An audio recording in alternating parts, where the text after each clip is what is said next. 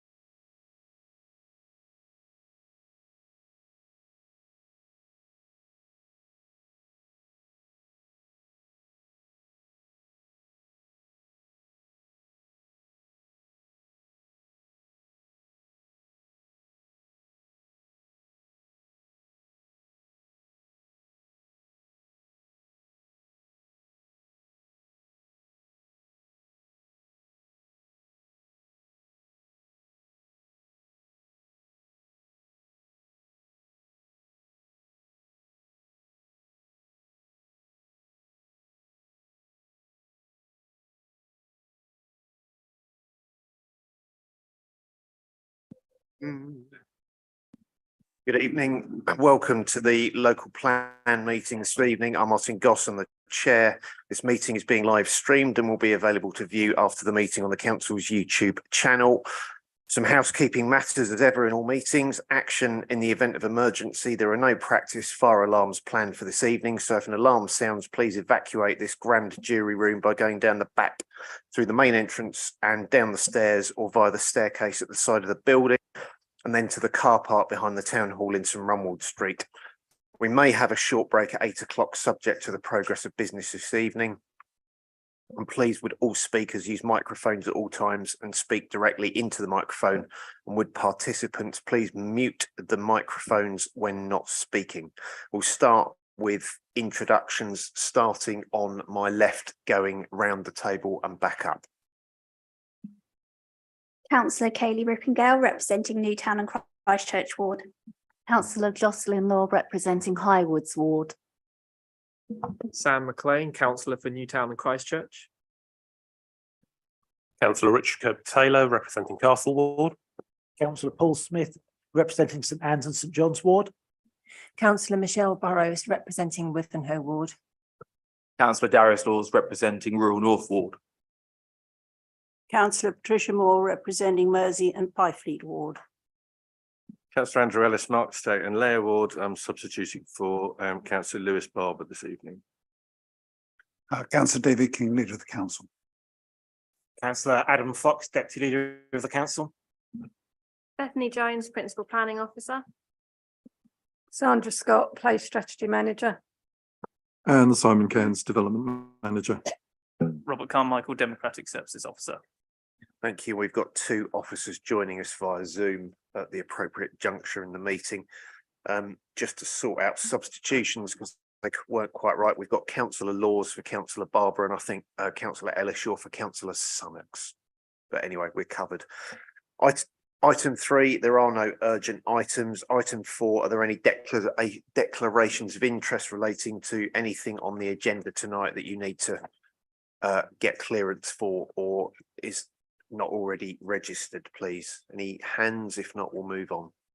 No, okay.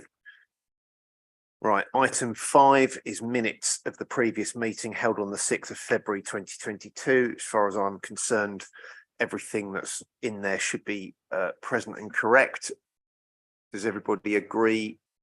Okay, thank you very much. And then we'll have general have your say, which is item 6. And we've got a number of speakers under the general item. We've got a Mr. Richard Martin, we've got Jean Quinn, we've got Sir Bob Russell, we've got Nicholas Chilvers, and then we've got 3 visiting councillors, Messrs. Harris, Pearson and Scordis, in that order.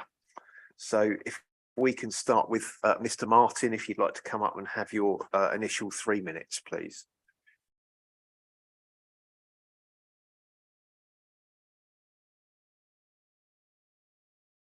Right, thank you for your time tonight, committee and Mr. Chairman. Right, here is how we're supposed to believe biodiversity net gain is going to work. Gains of at least 100% in biodiversity are expected to offset loss where there is development. Don't get the local plan says a middle has to achieve a 10% on-site gain. How will that loss be measured? Over what period is expected new measures will achieve 110% we had before, and what species are you measuring? And during that recovery time, where do all the species go that you have destroyed or displaced? How do they know when or where to come back? I haven't seen any Noah's Ark type arrangements written into these plans yet, so there are still questions that require answers. How long does it really take for not only species to return, if they return, and how long after they start returning before you have a balanced, sustainable ecosystem? Do we have that amount of time to wait? I thought, did someone say, we are in an emergency? A lot of time and effort has gone into biodiversity, misleading facts, and it seems to work. As we keep taking wild space out of the equation, making other decreasing amounts of space, 100% 10% more biodiverse is a fallacy once nature establishes a balance. You can't force it any further. Consider this, for every hectare of wild space destroyed, there is 110% gain required another hectare to add 100% on top of what is already there. It's not possible. So you need lots more than 1 hectare to make a difference, but we're losing these spaces, so the maths don't simply stack up. Never mind the time lag and the fact that the critters can't go on a very long holiday while their ecological refurb is being developed. I have 3 questions. That was just a thing. Has the ecology officer role advertised by the council been fulfilled? If not, why not? Has work proposed on the migration site at Birchbrook, and is it going to, and as it is going to take so long for acidic grassland to be established on the migration site, if it ever is, don't forget this has never been achieved in this country. If not, surely it should be started as soon as possible if this plan is to ever work. Number 3, what has happened to the £50,000 that's secured for a study on Middlewick? Surely this should be used for an independent ecology study on Middlewick. We know from past developer studies that surveys being done at the wrong time or just missed off the 100-odd species or 2. Thank you. Thank you, Mr. Martin. I believe Sandra's probably best qualified to answer some of those points. Yeah, thank you. I'll do my best. First of all, just on the general point about biodiversity, net gain, there has been just completed a consultation on a supplementary planning document on biodiversity, and there's a whole wealth of information constantly coming out as in advance of it becoming mandatory in later in November this year. But specifically, in answer to the questions that you asked, the ecology officer role that's within the council has been advertised on 2 occasions and has not had any success in any applicants, so it hasn't been appointed to yet. But we're looking at different at re-advertising and targeting in alternative routes to try and have a more successful recruitment this time. The question regarding Birchbrook, no work has started on that as yet. There's still the timing of that will follow when the site has changed, as the site is being marketed by the MOD, and we haven't got any information on the progress of that at this stage. And your other question was about the 50,000, yeah. That's still, as far as I'm aware, within the budget and is intended to be spent to contribute towards work on master planning, and that is likely to include work on ecology to get further information on independent evidence to support and inform master planning. Thank you for that, Mr. Martin. You have another minute if you'd like to take it. Thank you very, very much. Hope that answered your points. Next speaker, please, Jean Quinn.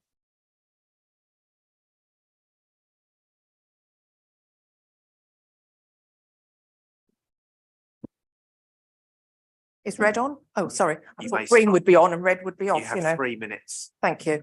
Well, good evening, everyone, and thank you for this opportunity for coming to speak with you this evening. I'm here representing the Colchester Cycle Campaign, and I'm very pleased to see some fellow cyclists, and also to thank some of you councillors who've been generous enough with your time to come to some liaison meetings with us. Thank you. Now, usually people come up here and they give you a rough time, you know, and give you some brickbats. No, I'm here to congratulate you on your leadership and applaud the radical action that we hope this plan, if it's put into place, proposes. You're probably aware that, I'm sure you're aware that Colchester's air pollution is a cause for concern, which impacts on all our health, but particularly people with chest conditions. And that one of the ways, and probably the main way, to reduce air pollution is to reduce motor traffic. And therefore, it's really important that this plan is implemented. We are delighted to support it. We're delighted to support changes that are suggested for St Botolph's and Southway, which we think will result in better connectivity. And we think it's wonderful. We're thrilled with the radical action that's suggested for the low traffic zone in the city centre, which should make it a more pleasant place in which to shop and to socialise. However, there's always a however, isn't there? I'm an ex-teacher, so this is what you could do to be even better. There's two areas that we feel you should look at, and one is East Hill. There will be a cycle path that goes up and down East Hill. So any cyclists coming in from that side of town will go up East Hill. Now, should they then want to go to the Sixth Form College or, dare I say, the Town Hall, officially, then you should go around Queen Street, St John's, Head Street, and so forth. All of us take the line of least resistance. It's just human nature. So we either walk the bikes up the high street, halo, or, and they shouldn't cycle on the pavement. And the reason they're doing it is because there isn't on the high street a contraflow system for cyclists. Now, if this was the Netherlands or Denmark, they wouldn't think twice before saying, oh, of course, we just need a contraflow system. That's what we'll introduce. So that's what we'd like you to consider. The second place we'd like you to consider is Queen Street, which has been described to me correctly, I think, as a dog's dinner. And if I was a parking attendant and I had a target to meet, I would go straight to Queen Street, because you can go down there night and day and there will be vehicles parked on those double yellow lines. And again, we feel that there should be a contraflow for cyclists coming up. So cyclists coming from Mersey Road or Newtown, their entrance into town can go up Queen Street. So to sum up then, congratulations. And we really do support this, and we hope you've got the courage to implement it. And would you consider contraflows High Street and Queen Street? Thank you. Thank you for the comments. Jean, very welcomed. We will obviously. How many of those do you get? Oh, wow. Yeah, on the back of my hand, I think. So I think we'll obviously hear what else comes up tonight, and this will obviously be debated, and I'm sure those points will come up in the debate as well. So Yeah, well, thanks for your leadership, and have the courage, please. So Bob Russell is next, please.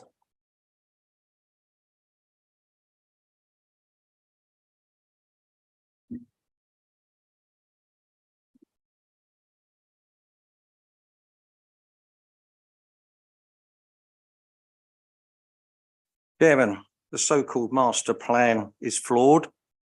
There's 91 pages. It took me more than 6 hours to read, and I've just 3 minutes to comment. It is woefully incomplete. There's no economic impact statement. No business would proceed without knowing the likely financial consequences. There should be no decision until there's an economic impact statement. The annual revenue lost to the council through closure of car parks will run into many hundreds of thousands of pounds every year. How is that shortfall in the council budget going to be replaced? The alternative is cuts to services and job losses. By the way, how much has this master plan cost the public purse? And as far as I can see, none of those involved preparing the master plan are here this evening, which I think is an insult. What we do know is that there's a full frontal attack on the near 2/3 of people who come into Colchester to shop, to work, to visit for leisure. They are reading that they are not welcome, as the front page of last Tuesday's Colchester Daily Gazette and Friday's Essex County Standard headlined. The council should be saying to people living within a 25-mile radius of Colchester, come here, you are welcome. We have car parks serving every part of our bustling city centre. Instead, the subliminal message is that they should drive elsewhere, to Ipswich, to Chelmsford, to soulless retail parks. No joy either for those who use buses. The master plan says the number of buses should be reduced. It also says bus stops outside the fire office in the high street should be removed. Also, the park and ride bus stop outside the town hall, leaving just the bus stops near the hippodrome. Emphasis is all about promoting cycling, but cycling would have to increase threefold to marginally overtake walking or bus travel, which are in second and third place in choice of how people get to the city centre. with cycling in fourth place with less than 5%. Travelling by car is 65%. Driving motorists out of the city centre will have a serious financial impact on the council's income. But there's no mention of this in the 91 pages. Instead, the master plan supports not only the closure of the popular Vineyard Street and Britannia car parks, it also hints at the demolition of St John Street multi-storey car park, along with the loss of Wilkins and Iceland stores, a loss of jobs, a loss of 2 popular shops. The closure of the bingo hall in Osborne Street is proposed, Colchester's busiest leisure venue, operating 7 days a week with thousands attending at different times from 11 a.m. in the morning until after midnight. Also facing closure is the headquarters of Colchester Samaritans and the Salvation Army Citadel. The proposals will make congestion worse. 6 sets of traffic lights along Southway for surface level pedestrian crossings. Southway is a dual carriageway and A road. So many traffic lights will slow traffic, add to congestion, add to journey times, add to pollution. It is madness. Chairman, over the years, I've read many reports. This master plan, so-called, is not fit for purpose.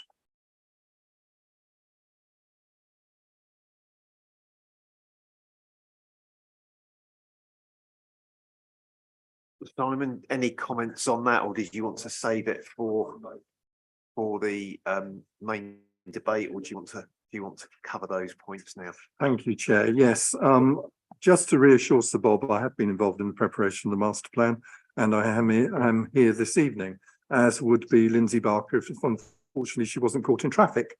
So there's possibly a lesson there for all of us. With regard to the master plan being flawed, what I would say is we have to read the master plan as a holistic whole document. Like all planning policy documents, there are various strands to it, and we have to read them in concert because they work together like an orchestra. If you separate out individual strands, you don't get the intended result.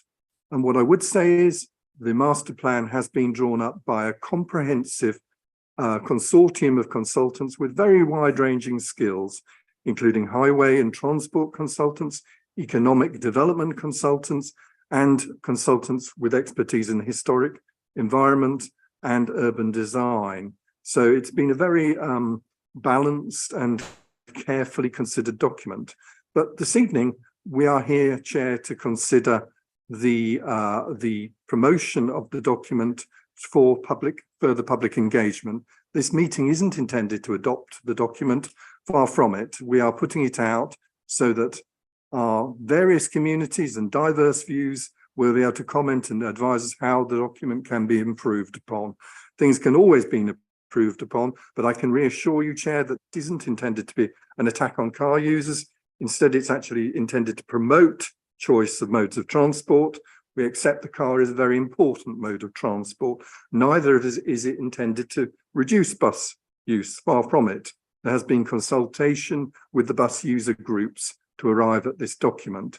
It does intend to promote cycling, and it does intend to promote crossing of Southway, which is a major barrier for those who wish to not only travel across the town by sustainable modes of transport, but most importantly, as Sir Bob, I'm sure, will support wholeheartedly, the ability of our visitors to our wonderful historic city to visit the Roman Circus. And to do so, they have to get across Southway. So those crossing points are really important to knit the town back, of the historic city, back together after some of our possibly ill-advised adventures of the 1960s. So, Chair, what I would say is all of these matters can be considered in the debate, but the purpose of this evening's report, let's not lose sight of that, is to look at a stage of public consultation and engagement to build on the very extensive public engagement and stakeholder consultation which has been carried out already. We do have 2 highway experts from Essex County Highways with us this evening, at least virtually, so they can take some of those technical questions and respond to some of the matters around the detailed design options for St Botolph's Crossing. But just to conclude, this is about considering putting the document out for public consultation, not about its contents. Thank you, Chair. Before you come back, you're allowed 1 more minute, and I'm sure you will use it. I'll just a bit more to this. I wouldn't always believe what you read in the press.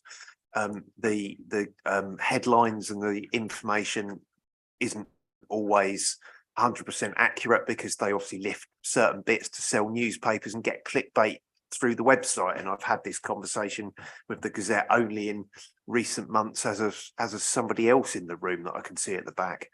But, you know, headlines are there to sell papers. What we're dealing with here are facts. And I think Mr. Cairns has really covered it perfectly by stating this is the beginning of the journey. We're not signing this off. We're not a planning committee. This is a policy making panel. And this is the beginning of putting the master plan out for consultation. Obviously, everybody can feed back on it. And two final points: Vineyard car park and also Britannia car park have been in the local plan since 2010. The local plan I voted against in 2010. Those car parks have been in there for redevelopment all that time ago, and they continue to be in there. So it's not anything new. And the final comment is, in the local plan that is adopted, it clearly states that if we remove Britannia, we have to replace it in a very nearby vicinity. And that is still in the local plan that was adopted and signed off by full council back in the summer, and also by the planning inspector. You have your extra minute. Chairman, I was the councillor for Newtown Ward for 31 years, and I have to say that at no time did any resident tell me that getting through St Bottles Circus across Southway was a bar, but I'll pass on that. Is that headline inaccurate? No, it's not. It's taken there. I've gone through this report. I've spent 6 hours on it. Nothing I've read out tonight is inaccurate. My reference to the people not being here, not council officers, I'm talking about the people we made it up who are not here, and those other consultants.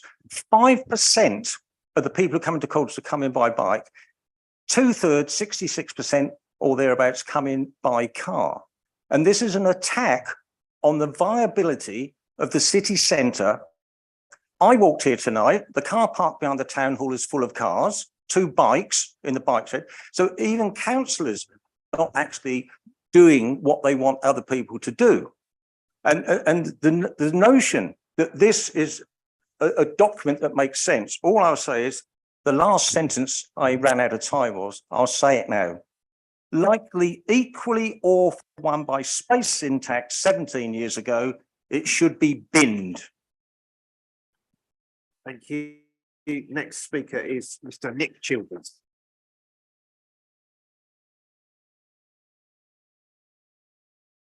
Nick, are you there?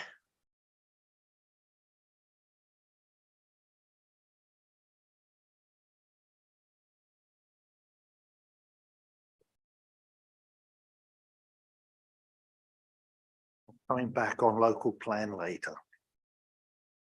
A question of consultation regarding Middlewick was on, consultations was on the agenda at the last local plan meeting. Now, the Middlewick project will be a big one. We're not looking at a couple of dozen houses. So who will oversee the public engagement process? Old Heath / Beer Church doesn't have a parish or community council like Roe Hedge, Stanway, Myland to champion its interests. We have 6 councillors and they won't be able to coordinate and hold the reins of the job like this. It will need a strong independent agency using people who are good at communicating both ways. Ones who won't be browbeaten by developers and can challenge Essex County highways, who frankly, the local people involved with Middlewick have no faith in. Just at the moment, I'm simply putting down a marker that this needs sorting out before any development process or planning starts. So panel, please keep this in mind. Now, the other thing is, I wonder if the panel here or the officers can tell us where the residents of the new Middlewick, the 1,000 homes, are going to earn a wage to pay the mortgages. That is without adding to the traffic crossing town and stressing the local bottlenecks further. And you won't like that, will you? No new employment land has been allocated, and the Victorians had the foresight to build Newtown knowing that employment was a 10-minute cycle ride away. You can't influence public transport. cycling the distances and hills involved here, it might be within 3 miles, but never mind, the hills and the distances involved to get to well-paid employment is impractical. Highways won't or can't increase the road capacity. The transport plan for Middlewick is out of touch with reality. If you don't address connectivity to jobs for the southeast, I predict a high-density social housing estate on Middlewick with high unemployment and the problems associated with that. Are you happy with that? Now, we made that, and the highways haven't recognised the lack of employment to support local planned housing allocations. Flipping burgers at a takeaway won't pay the mortgage. Thank you, Nick. Any comments on the Middlewick consultation from anybody? I know Karen's not here this evening. Yeah, I'll just make a brief comment. I think I would agree that the consultation is a critical part of the future work on Middlewick, and I think there'll be a need for an engagement plan to consider the way in which the consultation is undertaken effectively. It was one of the points that's included in the policy in the adopted local plan about community engagement going forward, and at the appropriate time further consideration as to exactly how that's undertaken, how we engage with the nearest current local residents will be considered, and any suggestions from the community as to how we could best effectively coordinate that we would always be welcome to hear. Thank you. Thank you. You've got another minute if you want to come back, Nick. Thank you for that. Well, we look to our 6 local councillors to get their heads together and see what can be sorted out that will suit the community and the local council before any developer starts knocking on the door. They're the representatives, their job, they lead, but don't drive. Thank you. Thank you, Nick. Next speaker is Councillor Dave Harris, please.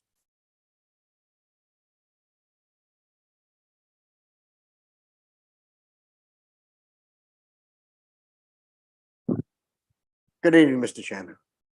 Good evening, panel members. Yeah, I'm one of the councillors that Mr. Chilvers was just speaking about. They're one of the 6.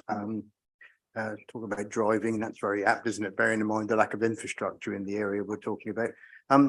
What I really want to come here tonight and say, really, a lot of water has been under the bridge over the last few months.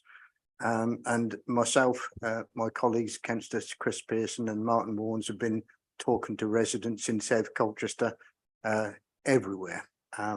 And the message is always the same, as if you don't know that. The residents do not want the MOD to sell it. That's a fact. That's said at most doorsteps we come to of those that have an opinion. And for me, the master plan, I've already written to officers about the master plan for South Colchester and Middlewick eventually, which will come to being. And for me, that master plan has got to address what is lacking, what needs to be mitigated against in the area if you're going to build 1,000 houses in that area. That mitigation, that master plan shall not, must not be, and this is where Mr. Chilvers' remarks come in, don't they? Must not be so weak as to be just a tick in the box. It has to be a shopping list of employment, shops, schools, dentists, doctors, all the things you would expect, and modernisation of roads, etc., to make those 1,000 houses fit into the jigsaw puzzle that is South Colchester. And for me, if we do anything less than that, Chairman, we'll be selling out the people of South Colchester. They're already saying we shouldn't have put it in the local plan, and I agree with that. We shouldn't have put it in the local plan, but we had to. That's what you told me at the time. I regret that. I still regret abstaining. I think it shouldn't have been in there from the start, but that's my own opinion. I'm entitled to it. But for me, we've got to make the master plan strong, and I've already written to the officer concerned, Scott, about that, about the process for doing that and how we can plug into that. And the 6 councillors have got to make sure that we have an influence in that. How much influence we'll be allowed to have is a thing, of course. We've got to, because the developer, the seller, the people that want to make some money out of that land are the gods here, aren't they? Not us. We are the ones that have to follow the processes of local plans and policies and planning, etc., etc. But we have to influence, and we must, if we're going to do justice by the people of South Colchester. As I say, I do regret that's in the plan.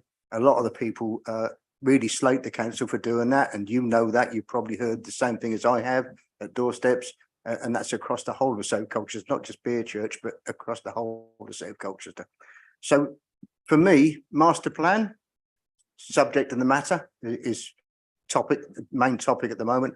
Master plan's got to be strong, and I want to hear how we can plug into that as councillors to make sure it's as influential as possible and make it as strong as possible, so the business sense doesn't make any sense to go and build there because the costs will be too high. That's my ambition. Thank you. Thank you, Councillor Harris. Just from a health and safety point of view, so you don't trip over any wires, it's probably better to come round and go that way. And for anyone speaking, and you burn off, and you even do some more steps. We've got to get your step count up. There you go. You know, buy one, be safe, get fit. Yeah, I think you make some good. You do make some very valid points. Of course, this particular site is wrapped up in pages and pages of conditions as well, so that it's not going to be straightforward to develop. And I think the planning inspector did the best job they possibly could in circumstances that were complex, but have been well debated. But I do agree with you about infrastructure.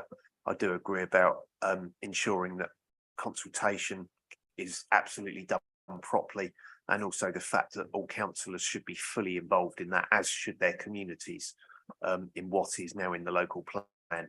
We can't tell what the future is going to hold. If we have a housing recession, which certain newspapers seem to be quoting, that will slow down housing development, and therefore that would probably not be a site at the top of somebody's priority list to put in the land bank, frankly, because there are easier sites to develop. But we will see what happens, and we will see what the future brings. But all your thoughts are taken on board, so thank you. You have an extra minute if you'd like to come back on anything. Yes, I would. I mean, for me, the review process of the local plan, I've read it through. There is a review process as time goes on. No document on the local plan gathers dust on top of a shelf. It should be live and living. So for me, I will ask very forthrightly, when can an early review be held of that local plan? So for the very facts you've just listed about the fact not be a viable site with all the conditions, the mitigations, the master plan, so that we can put it to one side and take that off, because the developer will have walked away by then, and we can't have a hole in our local plan of that magnitude. We've got to fill it up another way, and we can do that by call for sites, and we can do that by reviewing the numbers we've built. We can do that in the right way. But an early review, when could that take place, please? Certainly won't be tomorrow, and it normally is done within 5 years. That's what the legal requirement is, and that will be policies, sites possibly, but it's mostly policy led. So there isn't a date set for that yet, because of course it was adopted less than a year ago, and therefore it wouldn't be in the time frame for an early review. But normally it's done, some of the policies are normally looked at within a number of years. But Sandra, you may have a more detailed answer, given that you've been involved in many reviews like myself. We did bring the updated local development scheme to local plan committee a couple of committees ago, which in February, I believe, which set the time frame for reviewing the local plan. And as Councillor Goss said, it is with requirement within 5 years, because we have 2 sections to the local plan. Although section 2 was only adopted almost a year ago. Section 1 was adopted just over 2 years ago. So I think that influences the time frame of when we're looking to review. As you will know, having been a member for many, many years, local plans take a very long time. The time frame set out in the local development scheme means we need to start thinking about work on that review very soon. There's not time doesn't really allow for anything to be done much earlier than the process would kind of naturally allow for in the regulations. Thank you. No, that's good. Perfect. Right, next speaker is Councillor Chris Pearson. And I will follow your advice and guidance and take a safer route. Excellent.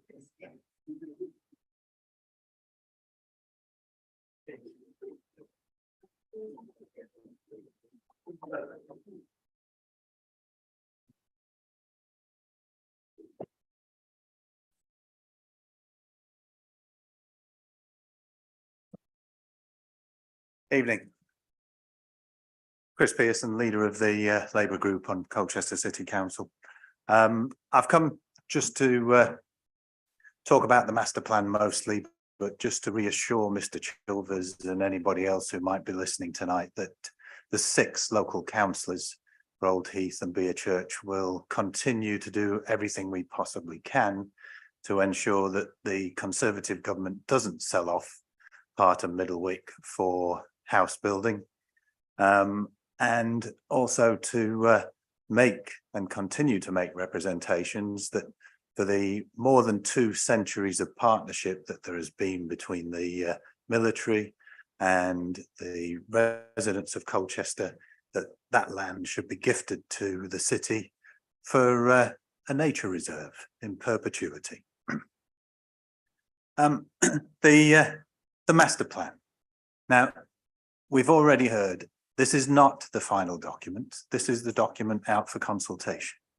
And I think a couple of good things have come forward tonight, but I don't share Sir Bob's concern about the master plan as the way forward for Colchester City. I think there are lots of positive proposals in that plan. A safer high street for pedestrians is one of them. We've seen in Chelmsford city centre that what was a through road is no longer a through road. It's very limited. And that has made an amazing, remarkable difference to Chelmsford city centre. And I note in the document, there's reference to Chester city centre. Now, I've spent just over 40 years living in Colchester, so I know the city very well, but I did spend nearly 18 months living and working in Chester. So I know Chester very well. And I think that the proposals, the examples that are shown in the master plan of what's been done for Chester city centre are positive for us to follow. Chester has also done a lot more to protect and present its history, some of which is faux. If you know much about Chester City, the walls are actually rebuilt Victorian.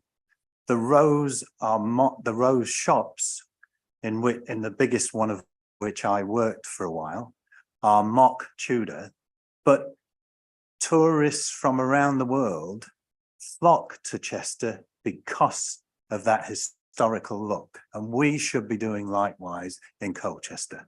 We have more real history, and the proposals in here for making more of our Roman history are absolutely essential, and we should welcome that. I think the comment from Jean Quinn about contraflows for cycles we should look at very carefully. I had the opportunity about 18 months ago to go to the capital of Denmark, and I was quite impressed with the way they have all of this cycle routes through the city centre. I hadn't been there for about 2 decades, and it was a vast improvement, and cyclists are welcome there. And I would just say to anybody who thinks car is king. 100 years ago, I mean, I don't have the figures in front of me, but 100-ish years ago in Colchester, people weren't using cars to get into the city centre. They were walking, they were cycling, or they were using horses. Well, we don't see any horses down the high street anymore. The world moves on, transportation evolves, and we have to recognise that the car, if we are going to have environmental, an impact on improving the environment, the car cannot be king for much longer. I like the ideas in the master plan as well for developing the area around St. Botolph's. I've been using the roundabout to walk through the underpass to work on a regular basis. Anybody who knows, I work in Colchester Magistrates Court, or I will do for another week and a bit before I retire. And that is not the most salubrious of walkways, I have to say. And there is a lot of land that is wasted there that we could put to better use by re-engineering all of Southway and that junction in particular. And St. Botolph's, I often, when I manage to get space to go out for a bit of fresh air at lunchtime, I often wander through the Priory and I think this really doesn't look good for Colchester City. We could make much more of this than we have done for years and years. So I think, and I also think that the suggestions for the old bus station area as well, for public realm, meets with what most of the residents were saying to us, the residents of the centre of the city were saying to us a few years ago. So let's go with it. It's going out for consultation. We will get some feedback. There will be people out there who have better ideas or have some different ideas that we can incorporate into the final draft of the master plan. So I say, let's put this out there. Let's see what comes back. I think this is a very, very positive plan for the city centre.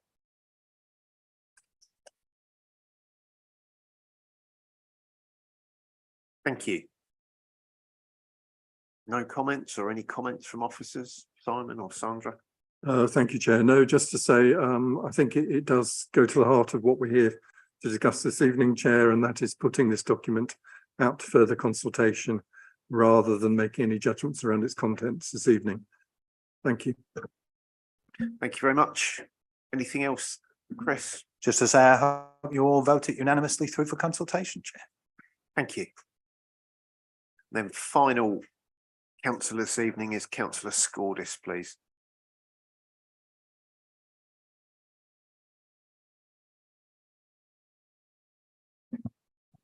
Thank you, Chair. So I was going to follow a lot of what Councillor Harris has already said about Middlewick Ranges around looking at master planning of the site. And thank you, Sandra, for those answers. I think it would make sense for us to maybe sit down with officers and look at options moving forward. We would like to involve residents, maybe have a resident group steering it with us as councillors just guiding, but not leading. Because we need residents to lead on this site. We need them to be happy with what happens as well.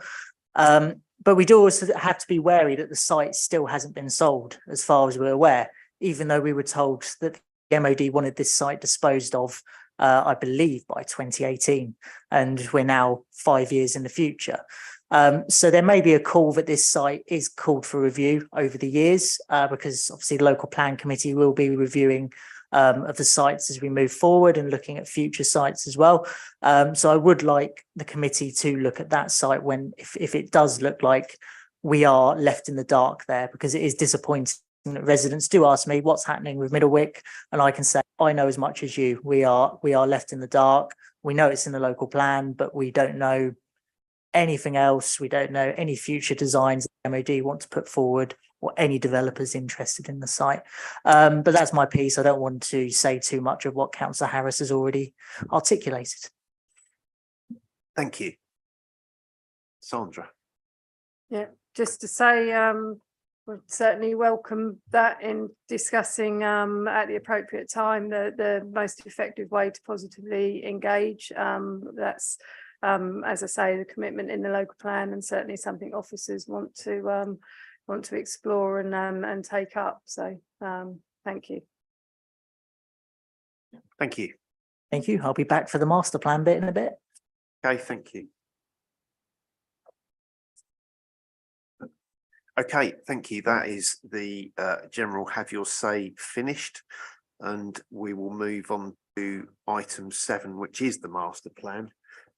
We've got quite a number of speakers, so I guess we'll take them first, and then we can do the presentation afterwards. So I think the first one is Sam Good.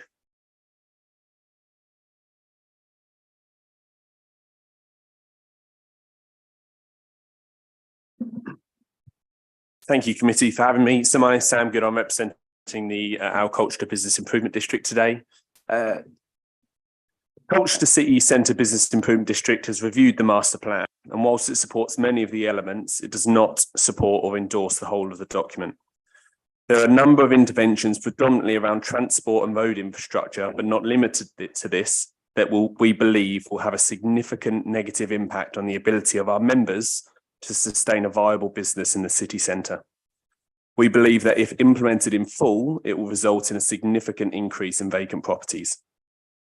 The local plan sets out a robust town centre first approach to help protect the city centre against the competition of other shopping destinations. Despite this, the contents of the master plan document does not give positive consideration towards retail.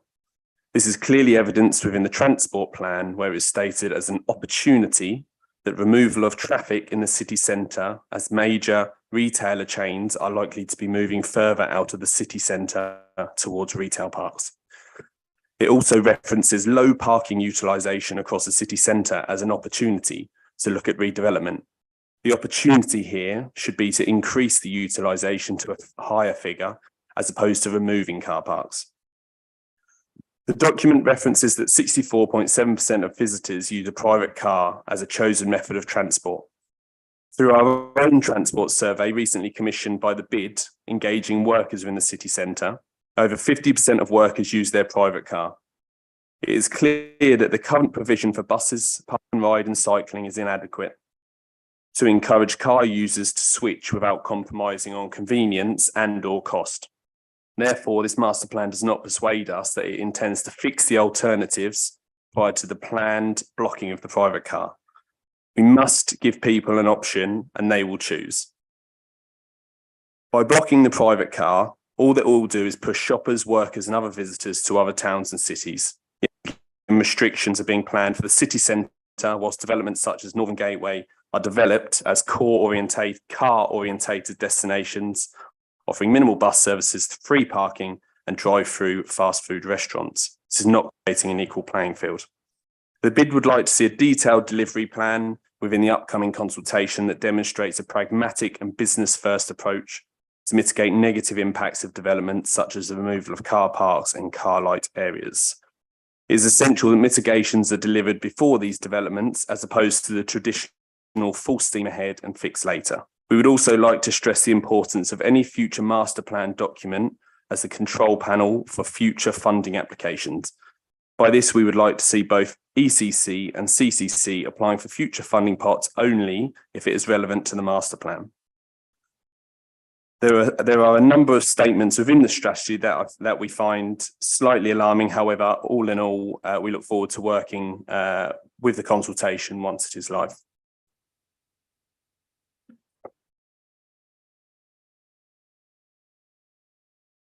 Thank you, Sam. You certainly are an important stakeholder. The BID is an important stakeholder and an important voice of our businesses. So, and have seen you on Saturday night walking around the nighttime economy. Obviously, I know how important the work is that you do. So again, with any process and any debate tonight, some of that stuff may come up.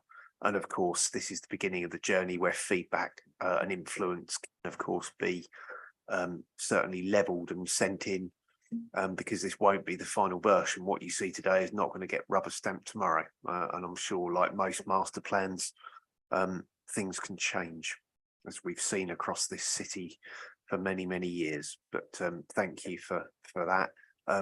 Any comments, particularly from officers, or do you think it will just get picked up in the debate? Thank you, Chair. I think it'll be picked up in the debate, and largely it relates to the matters that you've discussed, that this is purely to put the document out there. You have another minute, Sam, if you want to use it. Just to pick up a little bit further on the workers' survey, which we think is really, really important. We all know a huge employment and recruitment crisis, not only in city centres and town centres, but nationwide. Through the consultation we've done, the top two modes of transport not used due to convenience are bus and park and ride at 66% and 55% respectively. Top two modes of transport not to use due to travel time is also cycling. So this shows to us that although cycling has its place for shorter journeys, we do attract a lot of workers into the city centre from further afield. So, you know, we must consider that. And when asked what perks would encourage more workers into the city centre, over 70% responded that discounted park and shuttle buses for workers. And over 46% responded with discounted park and ride. So this is what we're talking about when fixing other solutions prior to moving forward on necessarily blocking the car. But thank you for your time. Thank you. Next speaker is Nick Chilvers, again for a second appearance, please.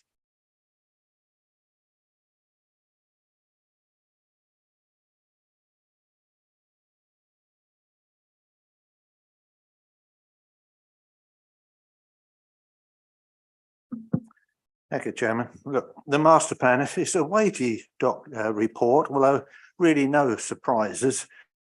But I'm afraid it doesn't show much understanding of the structure of the wider city, nor much about human nature and how people actually live their lives around here. Few points.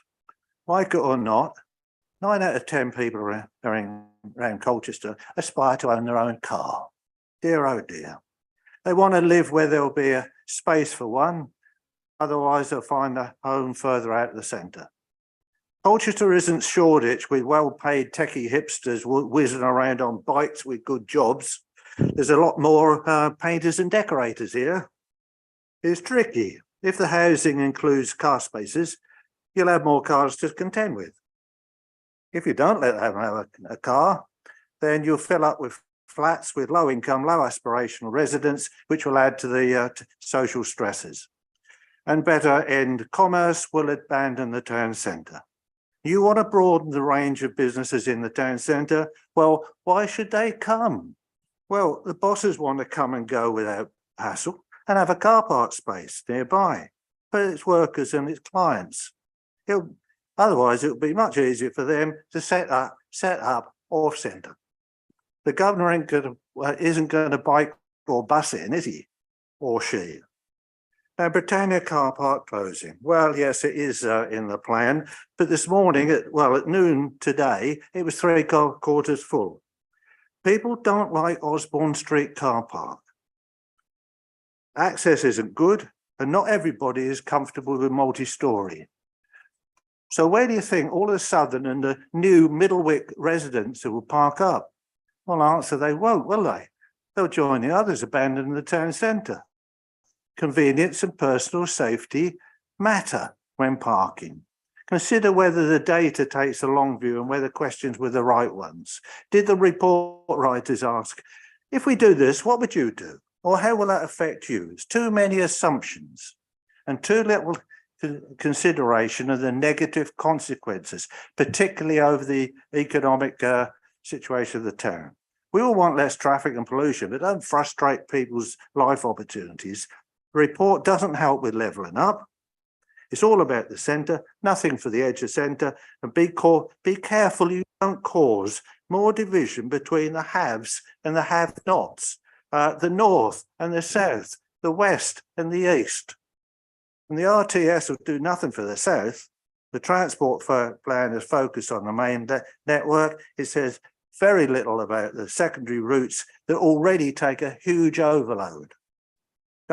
So please, panel, council, put yourself in the shoes of residents and businesses and don't wear rose tinted glasses. Colchester isn't Cambridge, London or Amsterdam.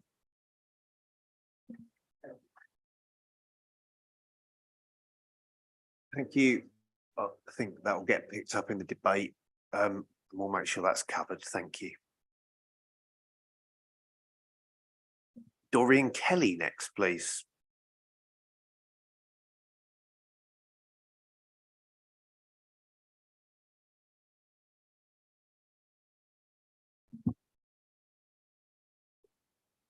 First, let me say that I actually congratulate the City Council.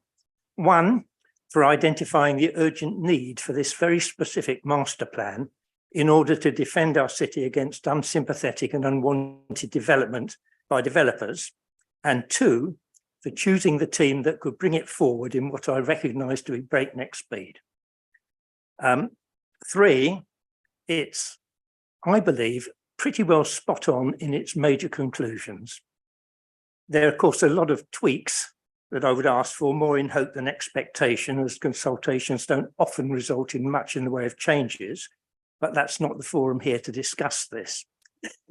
But, and there's always a but, there are three serious omissions, and they are, one, a section of this supplementary planning document which delineates in a legally enforceable form what the fundamental character of the city should be and controls style, materials, heights of finishes of all new buildings, or not just the key areas that have been looked at, but the whole of the centre, protecting us all against unsuitable but unrefusable development of the style we've recently encountered.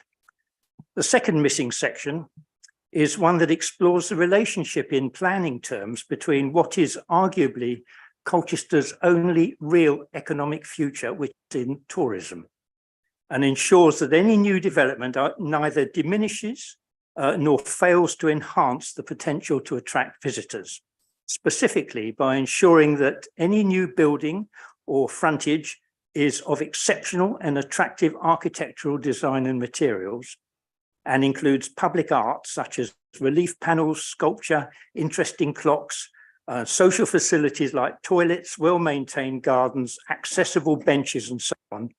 And crucially, that there are no gated areas from which the public are excluded.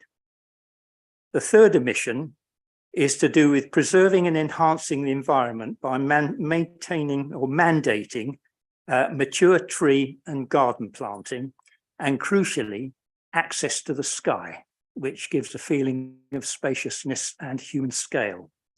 So I would recommend the motion to publish the draft is approved, but with the recommendation that these three areas of concern be considered in the revisions.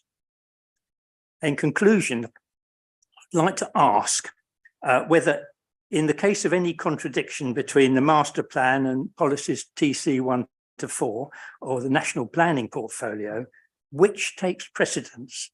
In other words, does this report have enough teeth? Thank you. Sandra, did you wish to answer any of those technical points, please? Yeah, just on the last one regarding the which takes precedence, there shouldn't be any actual conflict between the master plan or the local plan policies. The master plan as an supplementary planning document should be adding further detail and guidance and interpretation of policy.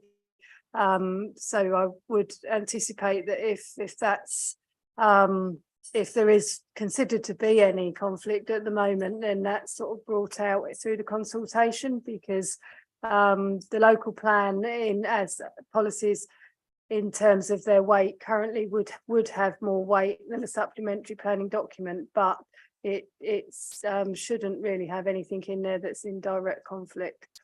So anything, if that is the case, then that ought to be ironed out through the sort of consultation responses and further iterations that will follow. Thank you, Doreen. You have another minute if you wanted to come back on anything. The only other thing I would like to have clarified is what form the public consultation will take.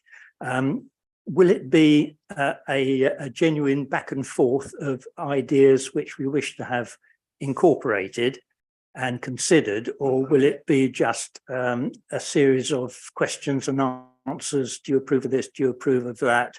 And so on and so forth, which I think is not going to take us very far. Simon or Simon, would you like to answer that? Thank you, Chair. Yes, so we hear what Mr. Kelly said and we take it very seriously. Obviously, we have yet to come up with a bespoke design for the consultation process. There is a statutory requirement for a 4-week period of consultation. But I think we're also working with our colleagues in Essex County Council to have some sort of drop-in facility.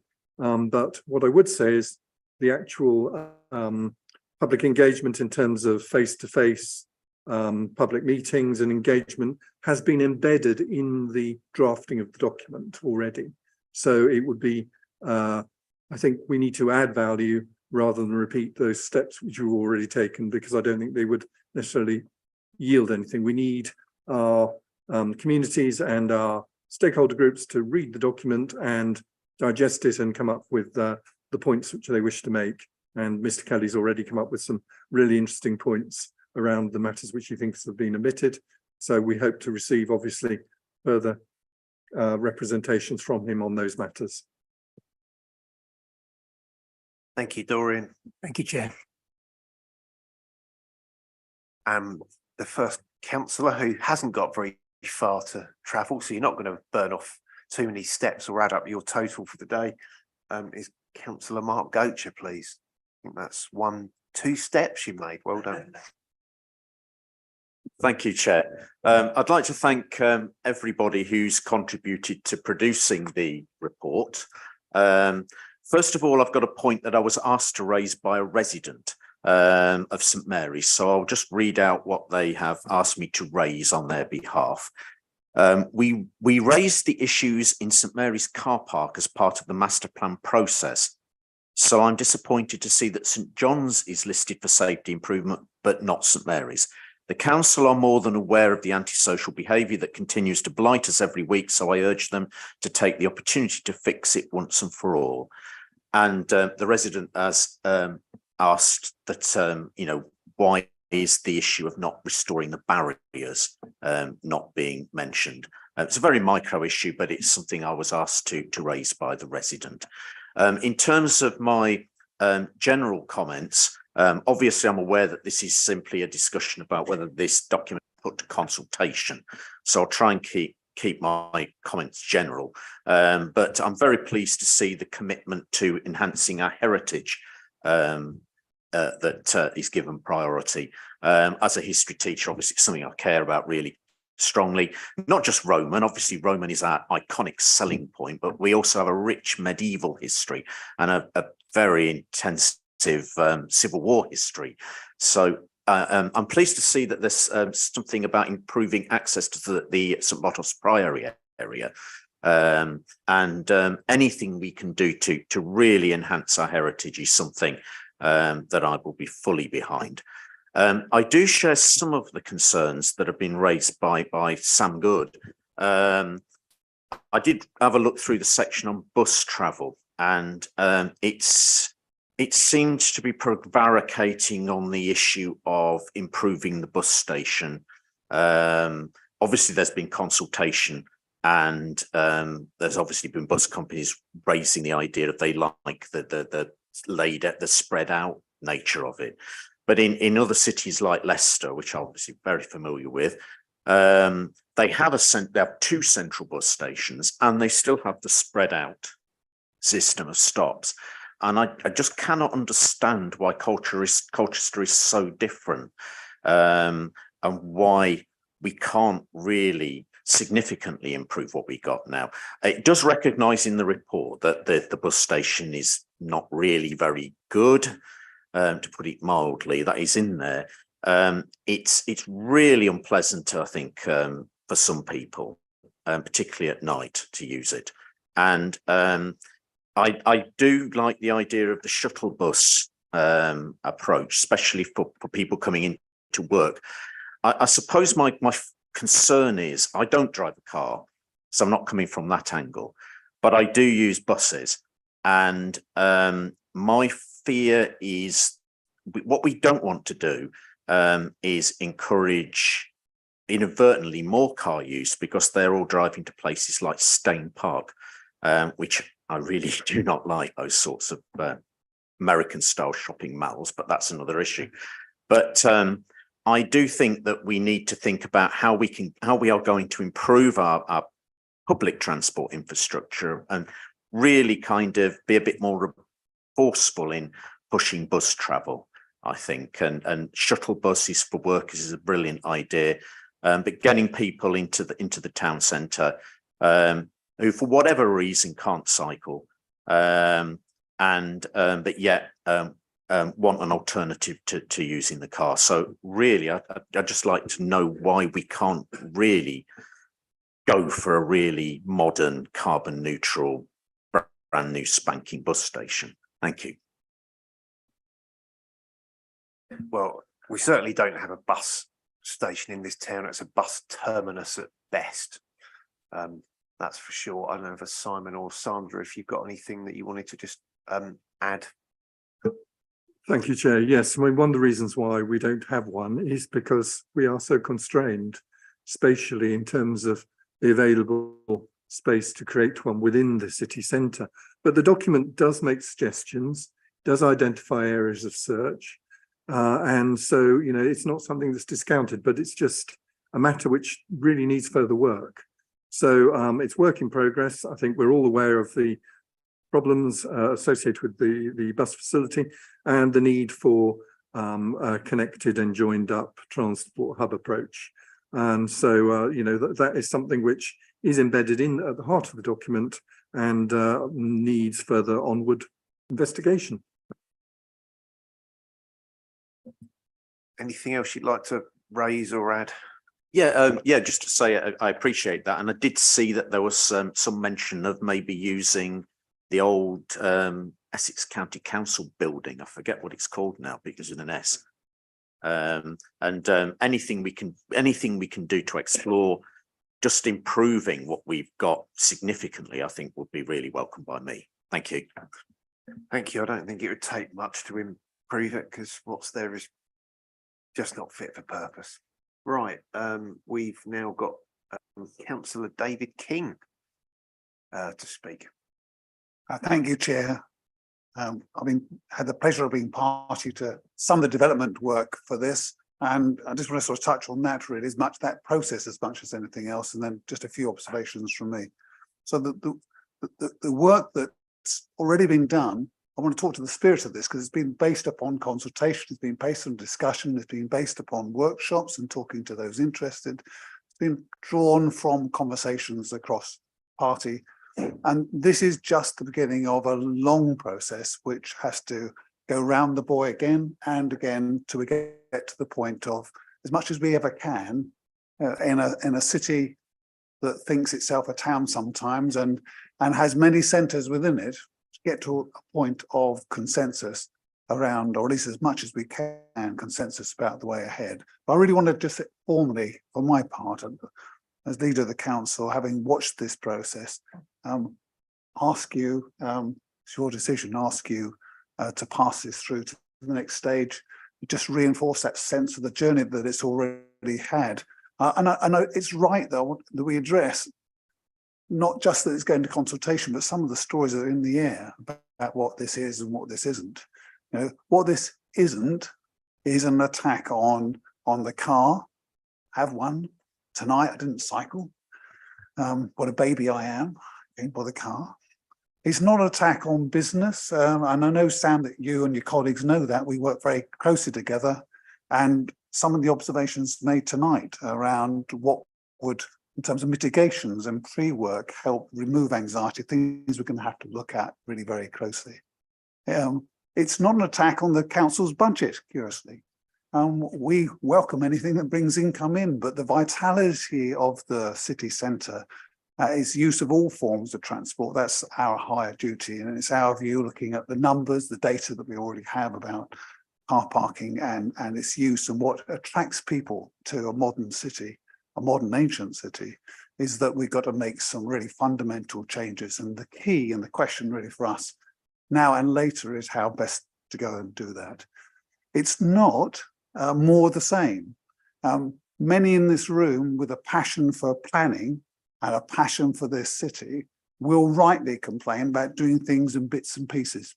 Yeah, this is the very reverse of this. This is really thoughtful work, drawing upon the best of available evidence across the UK and elsewhere about what might prove a really potent combination of changes that use the best that we have here in the city and open ourselves up in a way that will work for business and leisure and tourism and for our residents, no longer trying to duck across the Southway, but find an attractive crossing and ways of gaining access to the city centre itself. It's about connectivity, it's about regeneration. It's around car users, yes. It's about pedestrians and cyclists and other forms of transport too. It's about rebalancing. It's not about removal of opportunity to gain access to the city. It's about trying to provide some measure of balance to what we have at the moment. And it's about using our city in all its forms, including its heritage. Opening that up is going to be frankly exciting. And we already have some of the means and some of the money that's going to make some of this happen. The key is to do this in a joined up way. We haven't done that before. We haven't had the opportunity to do it.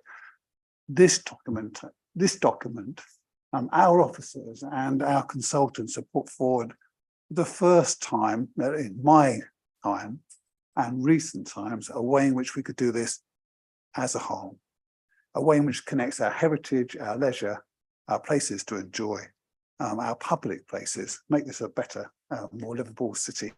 And it's going to have some really interesting specific opportunities in it. So transport hub or bus station, take your pick, but life's changing. Doing that better, I think we all agree, can only be to the good. At the end of the day, the individual propositions have to form part of that whole. And so I recommend to the committee that you pass this forward for us to go around the next rounds of debate and discussion. And I commend it as actually, frankly, excellent work and an excellent beginning. Thank you very much. Thank you. Next is Councillor Adam Fox. Thank you very much, Chair. And I think what you've got in front of you this evening is a really fantastic start to think about how the city centre develops into the future. Nothing ever stays the same, and this is really about trying to make the best of what Colchester has to offer. And I think for those of us that have had a small part in putting this together, we feel really excited about what this opportunity is. And I know that from the discussions we've had with those that have put this document together, officers, the cross-party discussions, the work that the City Council and the County Council are doing, which I certainly haven't been a part of a better relationship with the two councils working together on anything before, like we have been on this. And I think what this master plan starts with is really putting, Colchester's assets front and centre and an economic case for improving the city centre, so that we do improve quality of life experience for residents and visitors and build upon the visitor economy. Dorian is right. Tourism is a really key part of this, and tourism in its widest sense. So, that's all about leisure opportunities for people who live in and around the city, as well as those who might come from further afield. And it's really about attracting people so that, for instance, people who come and study at the University of Essex and graduate from there want to stay in Colchester, see it as a vibrant place that they want to continue to live in, and that helps to drive up wages in the local economy, and people that, as I say, want to live here. So yes, there was for more residential in the city centre, and I hope that people don't feel that this document is about blocking the private car. yes, it is about thinking about how we might redevelop some of the spaces that we've got. And if you look at where Britannia and Vineyard car parks currently are, we're not making the use of the heritage assets in those areas. So it's not about reducing car parking capacity. It is about how do we make the most of the assets that we've got. And I'm sure that in the future there'll be lots of opportunities to think about how we provide the best sort of safe, attractive car parking that for those people who do use a car to come here. But it's also about how we develop a transport hub or a bus station, whatever you want to call it, so that whether you arrive by car or by bus or by a scooter or on a skateboard or an electric bike or a motorcycle, that you feel that Colchester is a really welcoming place for you. So it's not about shutting anybody out. It's really about trying to open up the place. And the RTS will provide a new spine of public transport through Colchester. And for those people that are really passionate about a better bus station, what I would say is, off of that spine, we need to really develop what the other bus routes look like. And if you build a better bus network in Colchester, then you can think about what's the best solution in terms of how those routes terminate in the city centre. I think there's a real piece of work to be done around thinking about the bus routes that are 40 or 50 years old now, and really what are the better bus routes throughout the city, so that people do find, those public transport options an attractive way to come into the city centre. There's so much that we've got here that there is to build on. So whether it's Castle Park, whether it's our nationally recognised museums and galleries and theatre, there is an opportunity, I think, to build on the retail as well.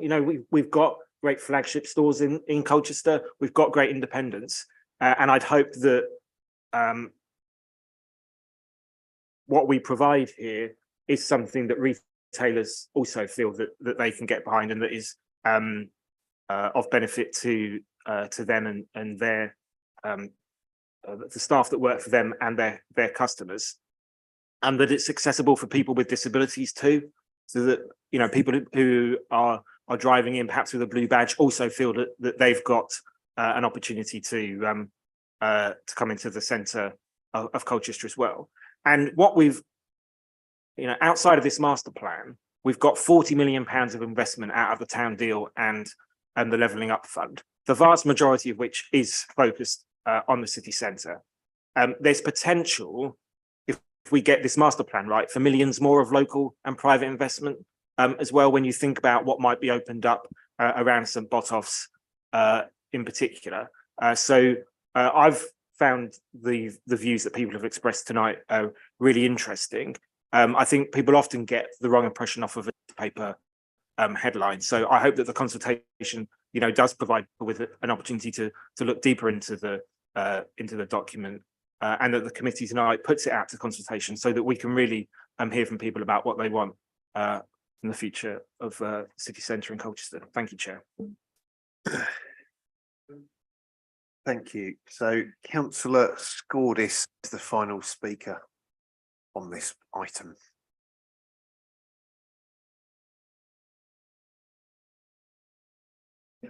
Thank you, Chair.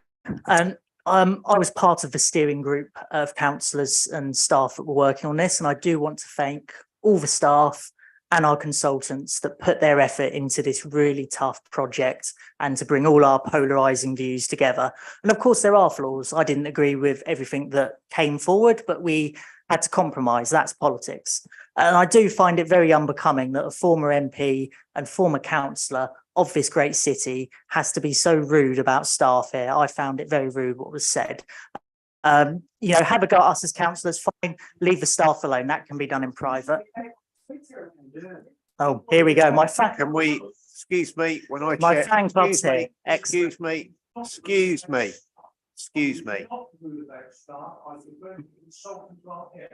Will the council withdraw that false allegation? I did not did not attack any member of the city staff. Well, the council were paying those consultants, so they arguably were our staff, Bob, and I found your tone very rude. That's my opinion. Anyway, what I'm concerned about is that this conversation has become too focused on cars. This master plan is about unleashing Colchester's potential and our heritage.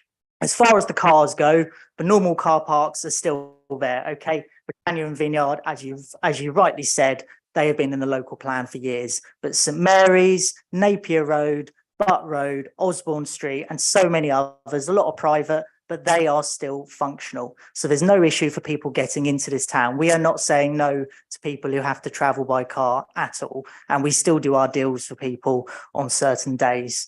And as far as concerns from the bid, I understand that, but people spend money in the town, not cars. And a lot of those cars going down Head Street and the High Street are not parking. Those with blue badges are. Most people are using it as a rat run or a short way to get home.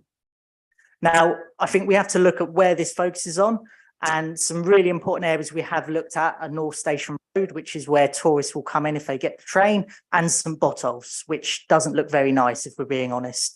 Now, I've lived in Colchester my whole life, and if I'm being honest, the city centre has not changed at all. We have stayed very static. Head Street is still full of traffic, very polluted, dirty, not very nice. The High Street hasn't really changed. Same problems with traffic going down there, polluted. There's a reason retailers do not rent shops in the High Street and Head Street, because it's not very nice. They go down Eld Lane, Long Wire Street, Short Wire Street, or unfortunately, they look at out of town areas because people don't want to go down those streets where it's quite dangerous. You have to wait to cross the road and so forth. So we are, for me, living in the past there. Queen Street, always been known as a dirty area. Osborne Street has not changed in all the years. The town has remained the way it has for far too long. And actually, it's quite amazing that we have survived as a town/city centre. So for me, this is very much about adapting or dying. We have all the signs of towns that have dying centres. We are losing some of the big industries, usually out of our control. Debenhams obviously went bust. M&S decided to move, partly for other reasons, not always because of the council, but we know their building had issues as well. And it's still empty. And we are in a recession. So we are at risk here. So for me, remember, firstly, if you disagree with bits of this, but like most of it, this is a consultation. This will not be the final article. Things will change. People will come up with some good ideas that we'll take on board. So for me, this is what we need to vote on. And Sam made a very important point about the buses and transport. Now, the problem we have there is the buses are not within our remit as a city council. And talking to Essex County Council, they're not really in their remit. They're a law unto themselves.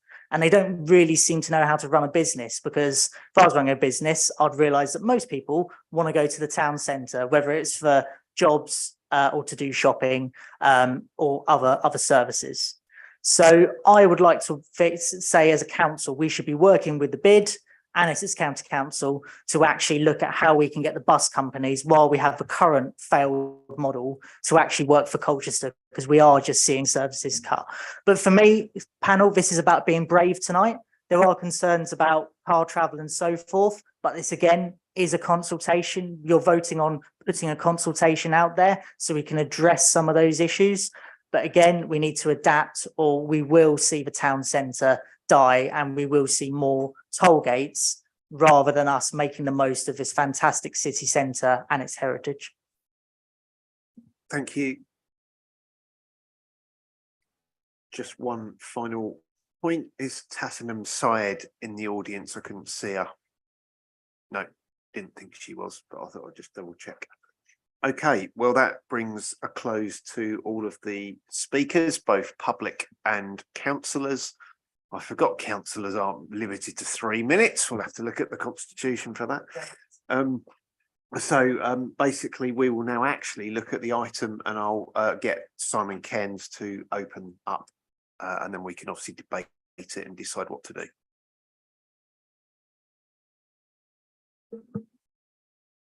Good evening, Chair, members of the public. Thank you for providing us with this opportunity to explain the structure of the master plan as a visionary document for the future of our city centre, and to hopefully to gain approval to take it to seek the wider opinions of our communities and stakeholders, following a very innovative mode of engagement in drafting the document already. So item 7, the Colchester City Centre Master Plan and the City Centre Transport Plan. So we're actually dealing with a Siamese twin of a document. It is, in a way, it is like Janus. It has two faces, one which is very much focused around the built form, and the other around the key issue of transport in our city centre, which I know clearly from the debate this evening lies at the heart of where we see some of the opportunities and some of the problems that lie for the future of our great city. So we will then conclude our discussion with the next steps, hopefully to progress this document through to formal adoption as SPD. So moving on. So what are the key headlines and what are the next steps? So we have before us this evening, we have the consultation draft. This is not a finished document. I'm sure that our communities and members would be more than a little disgruntled if we present anything more than work in progress. And that is what is before you this evening, Chair and members. It is an opportunity for our communities to review the work that's been done to date and to seek to finesse it into a more appropriate form. As I said previously, all things can be improved upon, and this document not least. So we have before us a fully integrated holistic vision for our city centre. It draws upon a great deal of expertise. The council, working in partnership with Essex County Council, put this out to external consultants with a proven track record in delivering this sort of visionary document. So we have not only your own staff and members and our community's input as part of the conversation in the drafting process, but now we have before us a draft document. So moving on. So the document, just to recap, was drafted by a consortium of consultants known as We Made That, with input from highway and transport expert consultants known as Steer, to form a comprehensive skills set, including urban design, heritage, the economy, and transport. Earlier this evening, there was a suggestion that there wasn't sufficient economic input into this document, but it has been appraised by experts in dealing with regeneration and promoting sustainable growth. So that matter has been covered, but I'm sure our communities know best how their town should go forward, or their city. Apologies, members. There has been extensive engagement underpinning this document. Uniquely, this document has been a conversation with key stakeholders, our communities and members and officers, and has seen the City Council working genuinely in partnership with our colleagues at Essex. And we will hear from 2 highway experts from Essex later in this presentation. So what are the key headlines of this document and what are the next steps, members? Moving on.